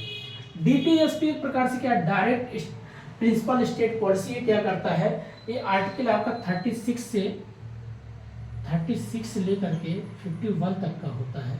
ये पॉइंट बात करता है कि भाई कुछ चीज़ें ऐसी थी कि सरकार इसको एक प्रकार से कॉन्स्टिट्यूशनल बॉडीज नहीं माना जाता है, नॉन कॉन्स्टिट्यूशनल बॉडीज माना जाता है कि भाई अगर इसमें चाहे सरकार धीरे धीरे इसमें नए नए चीज़ों संशोधन करते हुए ला करके गांव और देश को, समाज को बेहतर कर सकता है, कृषि को बेहतर कर सकता है, रोजगार को बेहतर कर सकता है, पर्यावरण को बेहतर कर सकता है, ये पॉइंट इसमें रखा गया है। सोर्स ऑफ कॉन्स्टिट्यूशनल जब आप पढ़ते हो तो इसमें क्या क्या वैसी चीज़ें आपको मिलते हैं भाई। पूछेगा आप बताइए भारत संविधान में फंडामेंटल राइट कहाँ से लिया गया, फैक्चुअल चीज़ें तो आपको पता चलेगा अमेरिका से। फिर पूछेंगे फेडरल सिस्टम, संघीय व्यवस्था का पता चला कनाडा से। फिर पूछेंगे संसदीय व्यवस्था कहाँ से लिया गया, फिर कहेंगे ब्रिटेन से। ऐसे ही आपका इमरजेंसी कहाँ से लिया गया, जर्मनी से। आपातकाल जिसको बोलते हैं, भारतीय संविधान के संशोधन कहाँ से लिया गया, साउथ अफ्रीका से। ये बेसिक क्या होता है, सोर्स ऑफ कॉन्स्टिट्यूशनल पूछता भारतीय संविधान के बेसिक स्रोत का।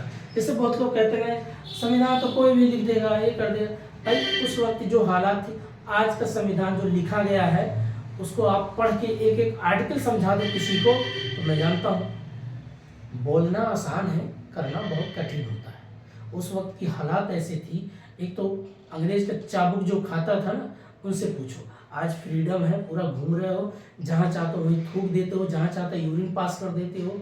ये कोई एथिक्स है? आपको बहुत आज़ादी है, आज़ादी का आप लोग गलत फायदा उठाते हो। आज़ादी ये नहीं था कि इंस्टाग्राम फेसबुक पे आके ठुमका मारो। आज़ादी का फ़ायदा ये था कि ठीक अपने अंदर नॉलेज डेवलपमेंट करो, कुछ नया चीज़ कैरिकुलम करो, नया लोग कर भी रहे हैं, सीखने वाले सीख रहे हैं। आज भारत में हम लोग क्या कर रहे हैं, फॉलोअर बने हैं। दिवाली का दिन आया, सबसे ज़्यादा चाइनीज प्रोडक्ट लोग ज़्यादा परचेज किए। कोई भारतीय वस्तु ज़्यादा खरीदा? कोई नहीं। कुछ दिनों में चाइनीज मिठाइयाँ ज़्यादा आएंगी आपके घर घर में। जैसे अंग्रेज यही चीज़ तो देखते थे कि एक समय था भारत की एक एक वस्तु उनके घरों में, पोंछा से लेके कपड़े से लेके सब कुछ भारत की वस्तु वहाँ थी। आज उसे चाइना की वस्तु पूरी दुनिया में घर घर में है।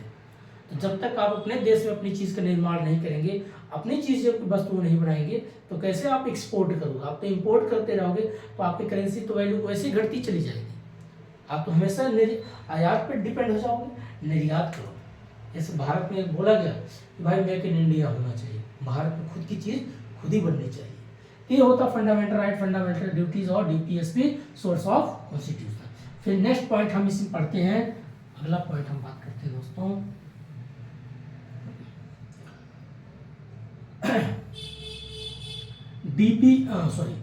Legislative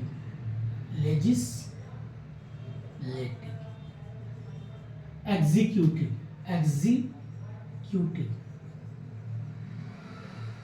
and judiciary.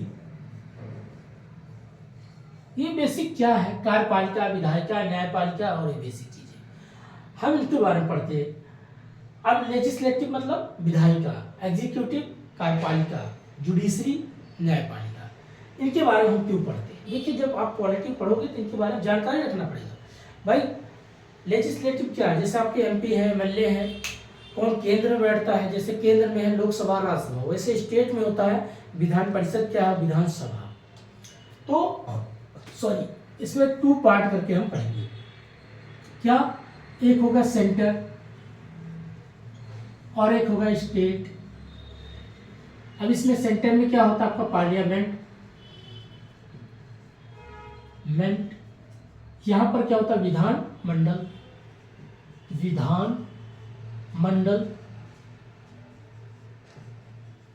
विधानमंडल में 2 होता है, विधान परिषद और विधान सभा। यहां पर होता है लोकसभा एंड राज्यसभा, प्लस यहां 3rd पर्सन होता है आपका प्रेसिडेंट। यहां पर आपका होता है राज्यपाल, गवर्नर। ठीक है, तो ये बेसिक चीजें आपको याद रखना है। यही पॉलिटी में आप सब चीज पढ़ते हो। फिर उसके बाद आप पढ़ते हो संविधान में। इसको मिटा के मैं लिखता हूं दोस्तों।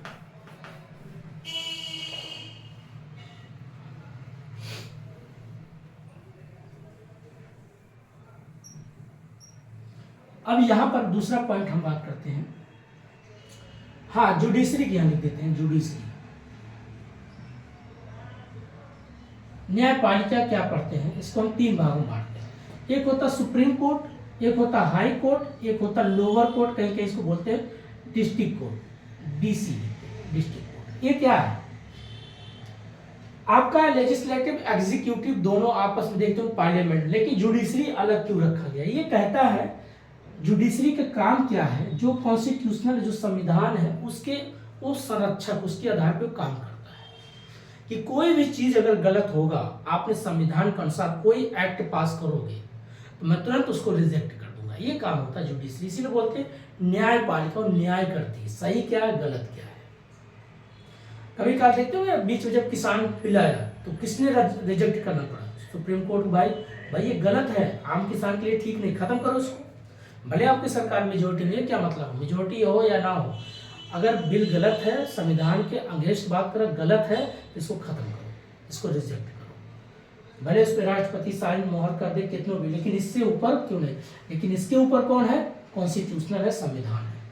अगर संविधान के साथ गलत होने लग गया तो देश कैसे चलेगा? देश तो मतलब जो मनमानी आ रहा है, जो बिल का पास कर दो, जो दिल में आ रहा वही कर डालो, नहीं तब तो गलत बात। हाँ, आप अमेंडमेंट कर सकते हो, आप नया बिल ला सकते हो, उसमें कोई गलती, उसको सुधार कर सकते हो, लेकिन आप पूरा संविधान मिटा नहीं सकते हो। फंडामेंटल, बीच में जैसे केशवानंद भारती बनाम केस आया था, वो कहते थे आपका अधिकार कोई नहीं छीन सकता है। अधिकार को लेकर के आप देखते हो 1973 में, लगभग 74 में एक ऐसा केशवानंद भारती बनाम केस आया जिसमें खुद सरकार को झुकना पड़ गया। सरकार को झुकना पड़ गया। क्यों? आपने संविधान के अगेंस्ट नहीं हो सकते। ये सारी चीजें होता है, कौन न्याय करती है? जुडिशरी करती है। इसमें 30 और प्लस चीफ जस्टिस अलग अलग लोग बैठते हैं, इसमें अलग अलग बेंच लगती है, न्याय करते हैं। अगला पॉइंट हम पढ़ते हैं। फिर इसी में अगर इतना आपने पढ़ लिया, बेसिक चीज बहुत आप सीखे, फिर उसके बाद आप पढ़ते पार्ट।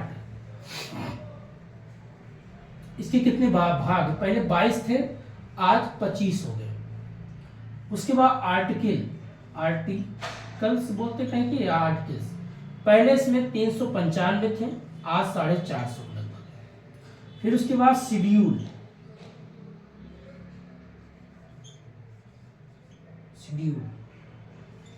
शेड्यूल बोलते कहेंगे, शेड्यूल कहते हैं इसको। अनुसूची, पहले 8 थे, आज 12 है।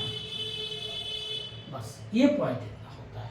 अब आर्टिकल अगर आपने अच्छे से सब समझ गया, हर एक पॉइंट में आर्टिकल लिखा है, फिर उसके बाद आप पढ़ते कैबिनेट मंत्री क्या है, वो इसी में सब मिलेंगे आपके, सब उसी में मिल जाएंगे आपके। ठीक है दोस्तों। और लास्ट में आप बात करते हैं आपका कॉन्स्टिट्यूशनल बॉडीज,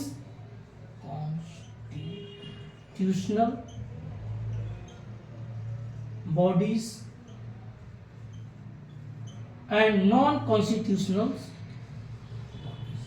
भाई कॉन्स्टिट्यूशनल मीन्स क्या होता है? जो आर्टिकल के अनुसार होता है, जो आर्टिकल के हर एक अनुच्छेद को इंडिकेट करता हो।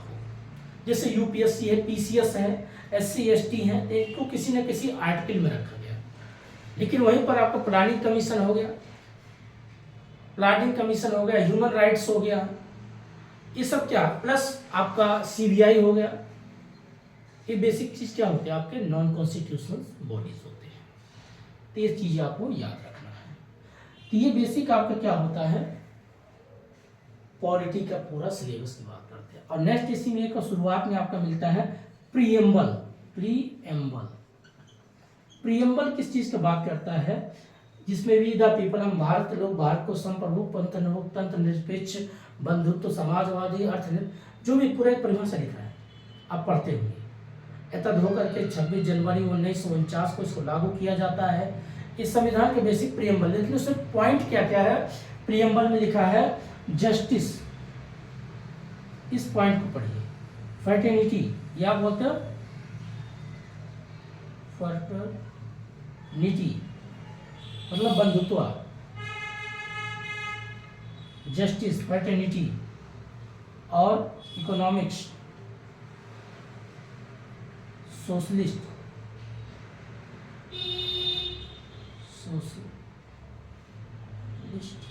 ये सब क्या है? यही पॉइंट बात करता हूं। भाई जस्टिस होना चाहिए, जस्टिस ऐसा हो ना किसी जात, ना कोई धर्म, ना क्षेत्रवाद, ना भाषावाद, ना आर्थिक, ना सामाजिक, अगर जो होगा सभी बराबर जैसा है। फर्टिलिटी मतलब बंधुत्व होना, भाईचारा होना चाहिए, ऐसा नहीं है एक बनो, नेक बनो, देश के लिए अच्छे बनो। इकोनॉमिक्स, आर्थिक आधार पे किसी के साथ भेदभाव नहीं होगा, एक जैसे हो। सोशलिस्ट, समाज को बेहतर करना, समाज को ध्यान में, सरकार क्या है? सोशलिस्ट मतलब समाज, सरकार, क्योंकि वोट दे करके हम सरकार बनाते हैं। वोटिंग की कीमत समझो। वोटिंग आज के देखिए सबसे बड़ी, आज जो लोग कहते हैं ना सरकार गलत है, सरकार कोई भी सरकार, कोई नेता गलत नहीं है, गलत आम जनता है। क्यों? एक बात बताइए, भारत में जितने पढ़े लिखे लोग हैं 40%, वैसे कहेंगे 80%, बेसिक तो 8% है। बेसिक भारत में 8% है, बाकी लोग खाली डिग्री लेके थाईलैंड घूम रहे हैं। क्यों?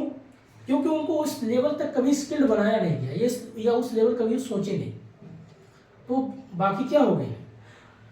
अब जो आदमी एक पौवा शराब पे या 500 रुपये पे वोट दे के आएगा, और जो नेता पैसा खर्च किया है तो भाई 500 वसूलेगा, वो काम कुछ नहीं करेगा। ठीक है, दिखाने के लिए रोड थोड़ा बहुत बना देगा, उसमें भी बजरी कम कर देगा और आपका डाबर कम कर देगा, डाबर मतलब अलकतरा वगैरह कम कर देगा, बना देगा बस दिखाने के लिए। भाई ठीक है, लिस्ट में नाम आ गया, पैसा आ जाए, फंड हमारा मिल जाना चाहिए। क्या करे भाई? आप खुद देखिए, एक मूवी है खट्टा मीठा, उसमें खुद दिखाया गया यही कैसे करप्शन होता है, कैसे लोग करप्ट करते हैं, कैसे एक व्यक्ति ईमानदारी से काम करते उसको करने नहीं देते। इसके पीछे आम जनता है, किसको आप चुन के बैठाते हो। जिस दिन आप उससे, देखिए आजकल नेता तो भाई हर एक काम करेंगे, वो जात के नाम पे वोट मांगे, धर्म के नाम में, आर्थिक के आधार पर साम गाम दंड भेद, कोई व्यक्ति होगा वो हर एक प्रकार से अपने तरफ खींचेगा, वो करेगा भाई, ये ह्यूमन उसका राइट, वो करेगा। लेकिन आपका लायबिलिटी बनता है ना, हम किसको चुन रहे हैं। किसी पढ़े लिखे बैठाओ, उसमें क्या दूरदर्शिता है, कैसा नेता है, वो आपके बच्चों के लिए क्या फ्यूचर में कोई अच्छा रोजगार दे सकता है, क्या आपके लिए कोई फैक्ट्री लगा सकता है, क्या वो पर्यावरण के बारे में बात करता है। ऐसे व्यक्ति कभी आप चुनोगे नहीं।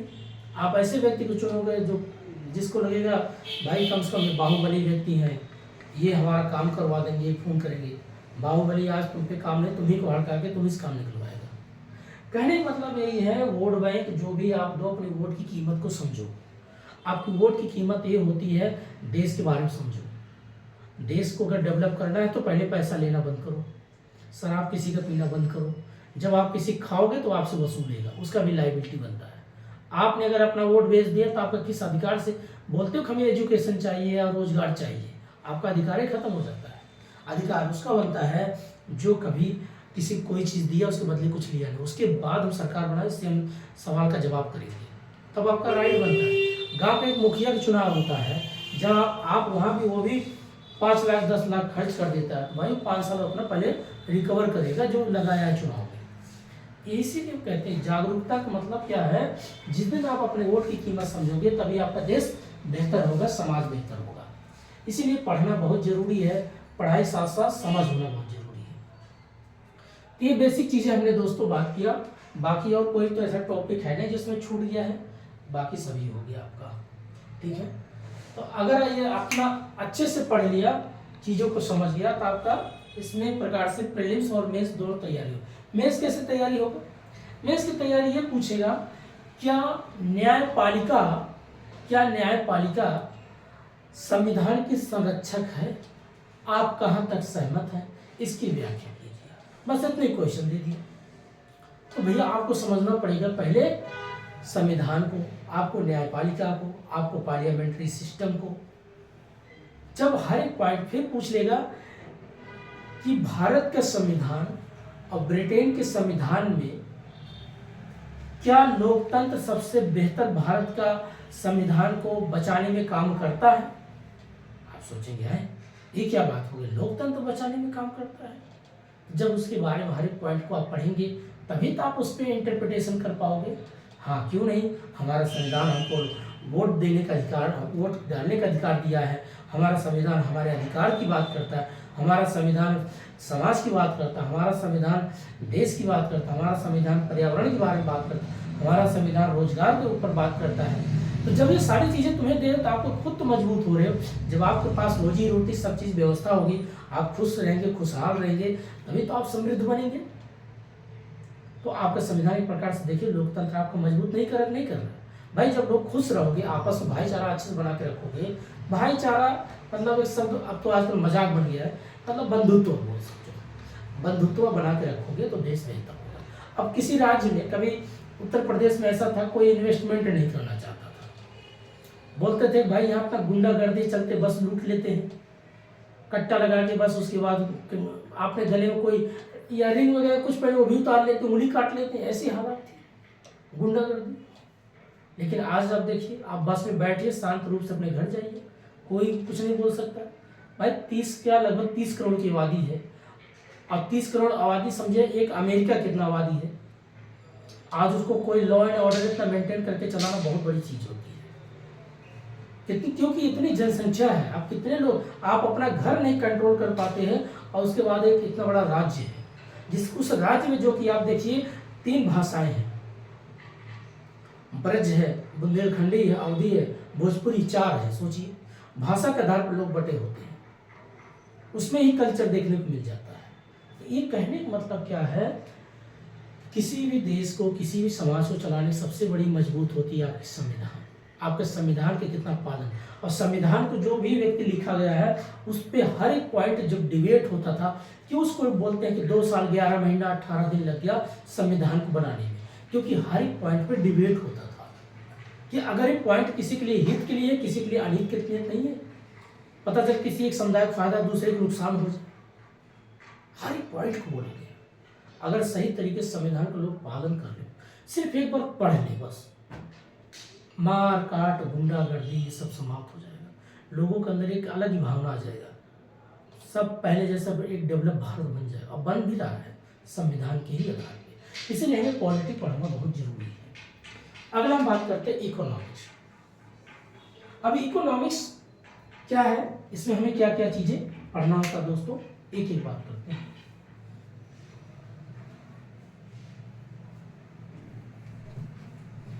इकोनॉमिक्स में हमें जो भी पढ़ते हैं बेसिक इंडियन इकोनॉमिक्स, लेकिन आपको सिर्फ आज के प्रेजेंट टाइम में इंडियन इकोनॉमिक्स से काम नहीं चलेगा, आपको वर्ल्ड इकोनॉमिक्स भी पढ़ना पड़ेगा, जिसको बोलते हैं इंटरनेशनल इकोनॉमिक्स। हर एक देश का इकोनॉमिक्स को समझना पड़ेगा, हर एक देश के जियोग्राफिक क्लाइमेट को समझना पड़ेगा। जब तक आप ये ऐसी सोच नहीं होगी तब तक कैसे तैयारी होगी। अब बात करते हैं इकोनॉमिक्स में हम क्या क्या पढ़ते हैं। पेन नहीं चल रहा, दूसरा इकोनॉमिक्स। इकोनॉमिक्स, अब इकोनॉमिक्स में आप क्या क्या आज बताते क्या क्या पढ़ना। पहली चीज आपको समझिए माइक्रो क्या है, जो ऑप्शनल रखते हैं उनका पूछा जाता है। फिर मैक्रो क्या है, उसके बाद इंडियन इकोनॉमिक्स क्या है, यह है इंडियन इकोनॉमिक्स।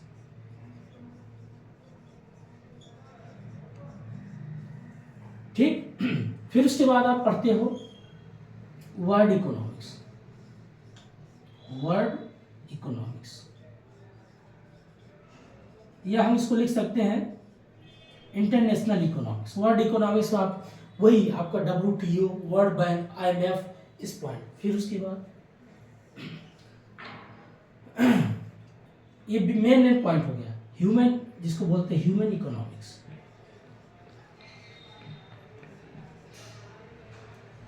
इकोनॉमिक्स ऐसे, ठीक। उसके बाद जियोग्राफिकल इकोनॉमिक्स, जियोग्राफी, अरे बाबा, economics. Agriculture economics, agriculture economics. उसके बाद statics economics, economics. Public economics,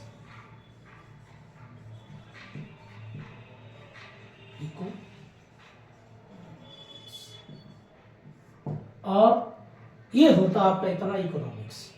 आपने कभी इतना पढ़ा? आपने सिर्फ इतना पढ़ा होगा, माइक्रो भी नहीं पढ़ा। माइक्रो बहुत आएगा। कीन्स की डिफिनेशन क्या थी, कीन्स ने क्लासिकल कॉन्सेप्ट कैसे दिया, डिमांड का कैसे दिया, इन्वेस्टमेंट मॉडल कैसे समझाया गया, ये पॉइंट आपको माइक्रो में क्या होता है, बेसिक चीज समझाया। Adam Smith, Marshall, Pigou, Samuelson, Shrimati, Joan Robinson. Demand, supply, marginal utility, production, market, banking sector, commercial banking, ये सारे पॉइंट इसमें है। और माइक्रो में BOP, balance of payment, current account, capital account, plus next आप पढ़ोगे इसमें इन्फ्लेशन, डिफ्लेशन, ये पॉइंट आता है। क्लासिकल, कीन्स की थ्योरी क्या, कीन्स का कॉन्सेप्ट क्या था, क्लासिकल बेसिक कॉन्सेप्ट क्या था। AOA आप किसमें पढ़ोगे, एग्रीकल्चर ऑफ AOA, इसमें पढ़ोगे AOA। आप इतने प्रकार की इकोनॉमिक्स जब आप पढ़ोगे तब आप समझोगे भैया ये इकोनॉमिक्स है। अब कैसे, आप सोच लो ये पढ़ लिया, इतना पढ़ लिया, ये भी पढ़ लिया। अब इंडियन इकोनॉमिक्स ये तो अलग है।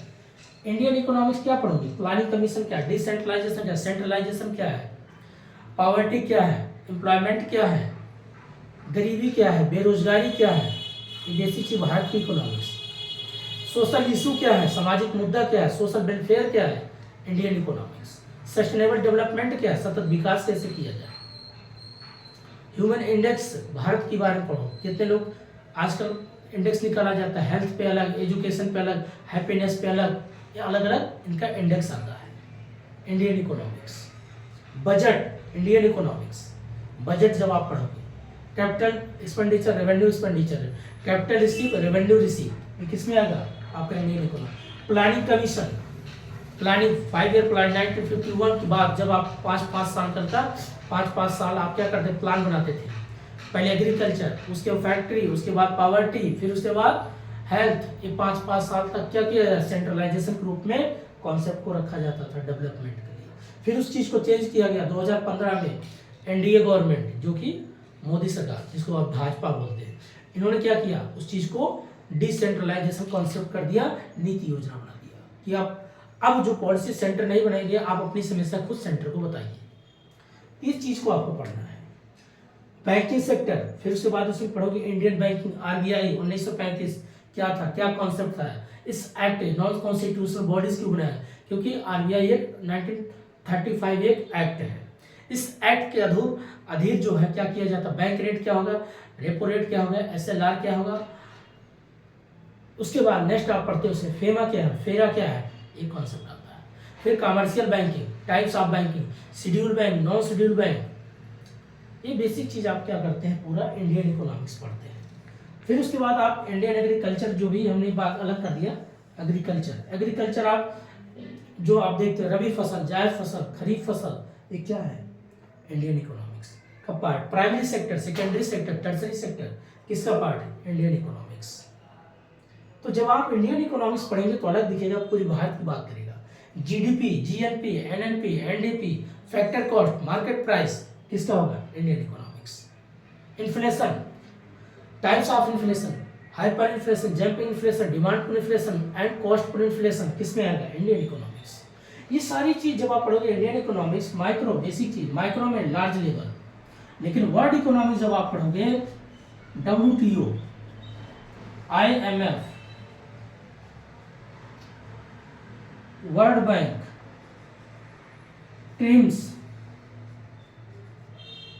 ट्रिप्स, ये सब किसका पॉइंट है, वर्ल्ड का। SDR, ADR, GDR, IDR, stock market, double tax rule, ये सब किसका पार्ट है, वर्ल्ड इकोनॉमिक्स। कारपोरेट, फिर पढ़ोगे स्टॉक मार्केट,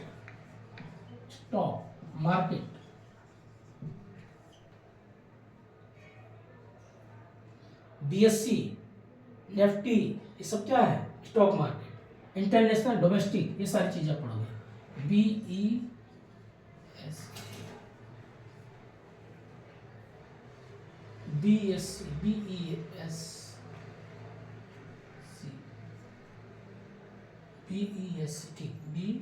ठीक है। स्टॉक मार्केट, ये सारी चीजें क्या होता है आपका, नेशनल, इंटरनेशनल, माइक्रो, आवश्यक। ह्यूमन इकोनॉमिक्स क्या पढ़ोगे, ह्यूमन इकोनॉमिक्स में आपका क्या आता है, बाय स्किल्ड पर्सन और अनस्किल्ड पर्सन, कुछ जनजातियों का भी नाम आता है भारत में। आपको सोचिए कितना पॉइंट को देखना होगा। स्किल्ड जो पर्सन होगा, पढ़ा लिखा होगा, डॉक्टर होगा, इंजीनियर होगा, सीए होगा, प्रोफेसर होगा, तो देश को डेवलप करेगा ही करेगा। अनस्किल्ड पर्सन लेबर टाइप है भाई, ठीक है, ताकतवर पहलवान टाइप है, तो उससे बोझा उठवा सकते हो, तो उनका क्या, वो इकोनॉमिक्स में कितना उनका योगदान है देश के लिए, इनके बारे में पढ़ो।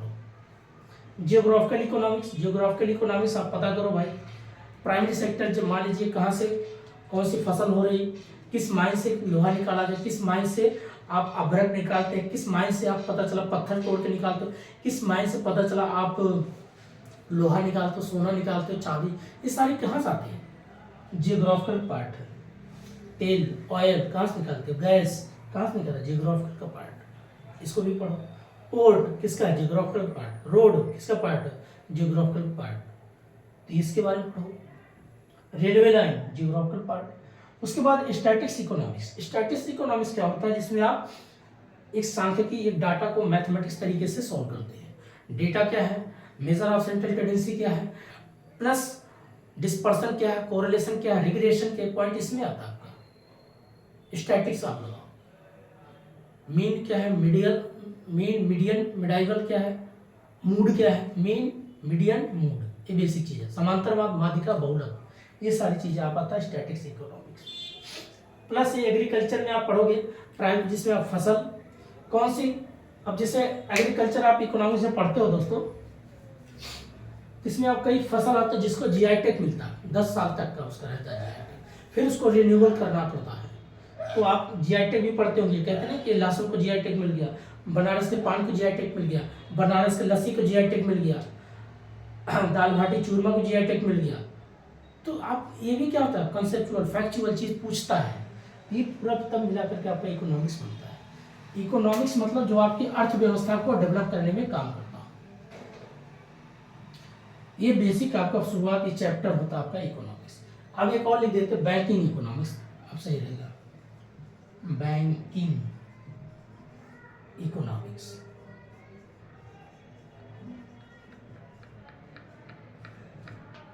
तो दोस्तों ये होता है आपका इकोनॉमिक्स पढ़ने का। आप बताइए कितने आप लोग इतने इकोनॉमिक्स पढ़े हो?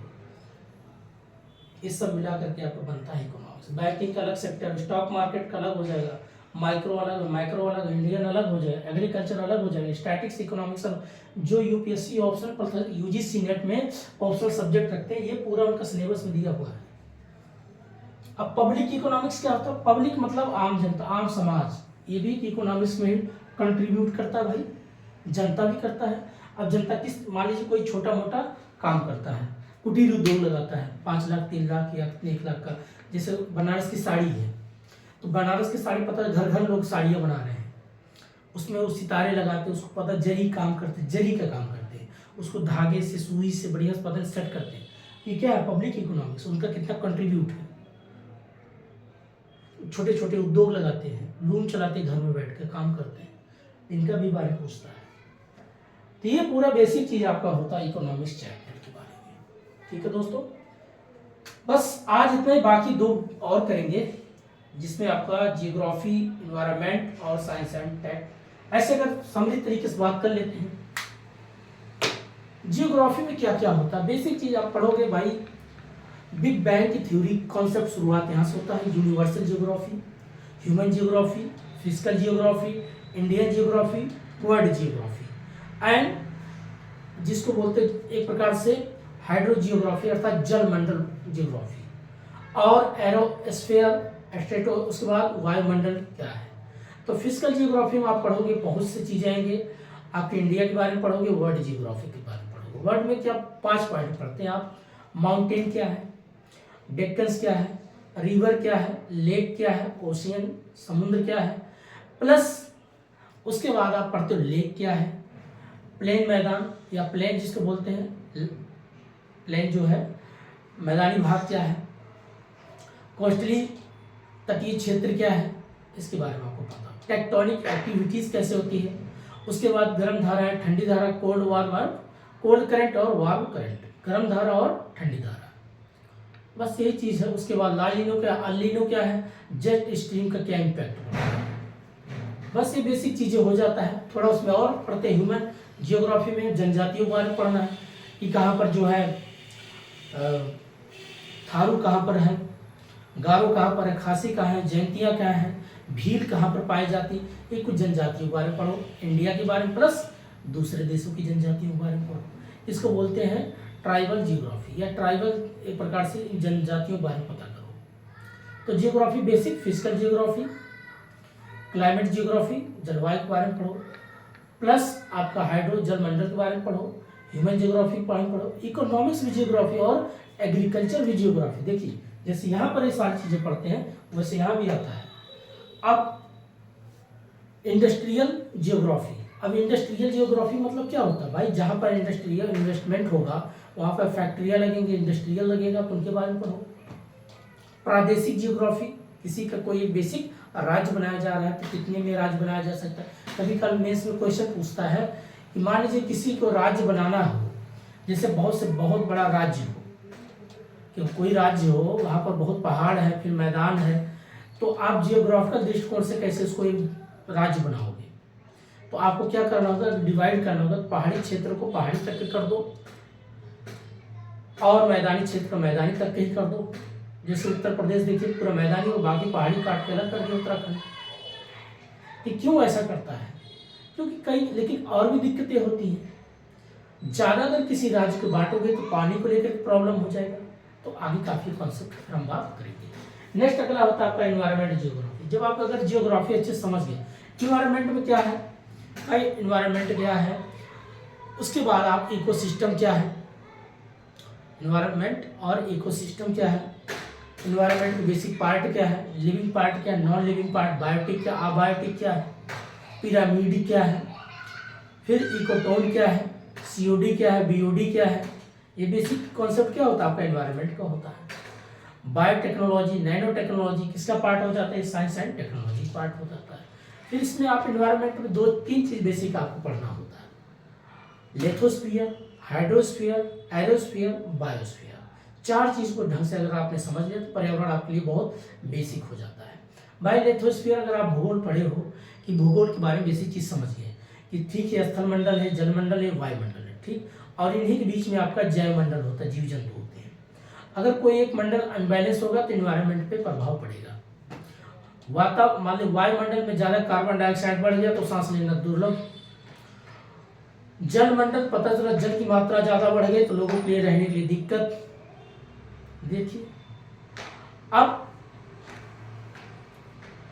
लिथोस्फीयर, कहीं पर टेक्टोनिक एक्टिविटीज हो गया, भूकंप आ गया, 2 प्लेट आपस में टकरा रही हैं तो वहां क्या होगा, इम्पैक्ट होगा, भूकंप आएगा, तो लोगों को रहने सहने क्या होगी, दिक्कतें। कोई अब सारी जो प्लेटें होती है कोई एक दूसरे से पीछे चली जाती है, कोई एक दूसरे से टकरा जाती है, एक दूसरे से क्रॉस होकर जाती है, उसमें जो मोमेंट होता है उसका इम्पैक्ट मानव पड़ता है, इसको होगा लिथोस्फीयर का पार्ट। अब लिथोस्फीयर में आप पढ़े होंगे क्रस्ट क्या है, मेंटल क्या है, कोर क्या है। तो बेसिक चीज आपको क्या होता है जिसको बोलते हैं सियाल, सीमा, नीति। तो दोस्तों हमने जियोग्राफी की बात भी प्लस एनवायरनमेंट भी हो गया। अगला science and technology. Science and technology में 3 चीज समझो।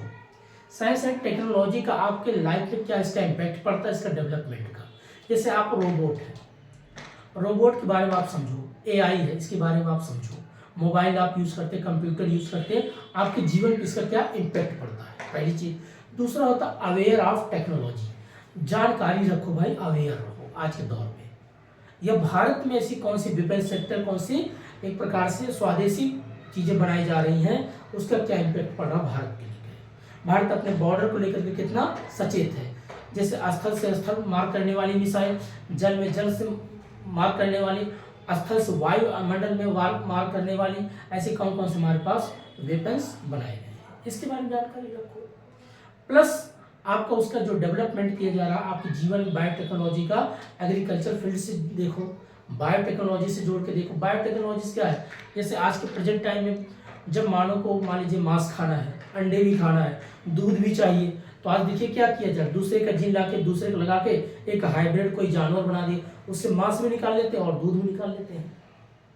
अब सब साइंस का ही खेल है, कोई नेचुरल प्रोसेस नहीं, सब साइंटिफिक खेल हो गया।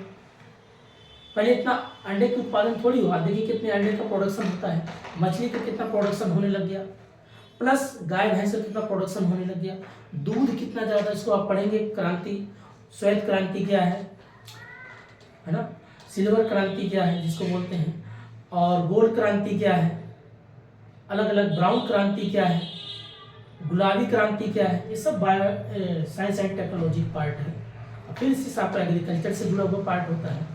फिर साइंस एंड टेक्नोलॉजी, बायोटेक्नोलॉजी पढ़ते, बायो मीन्स हो गया जीव जंतुओं को कैसे विस्तार करना, और उससे नैनो टेक्नोलॉजी, आजकल जैसे बड़ी बड़ी चीजें बनती थी, कंप्यूटर आज तो और पार्टिकल कर दिए, एक प्रकार ट्रांसपेरेंसी का कुछ दिनों बाद ऐसा बनेगा जैसे लेजर के, आज लेजर के माध्यम से क्या किया जा रहा है, ऑपरेशन कर दिया जाता है।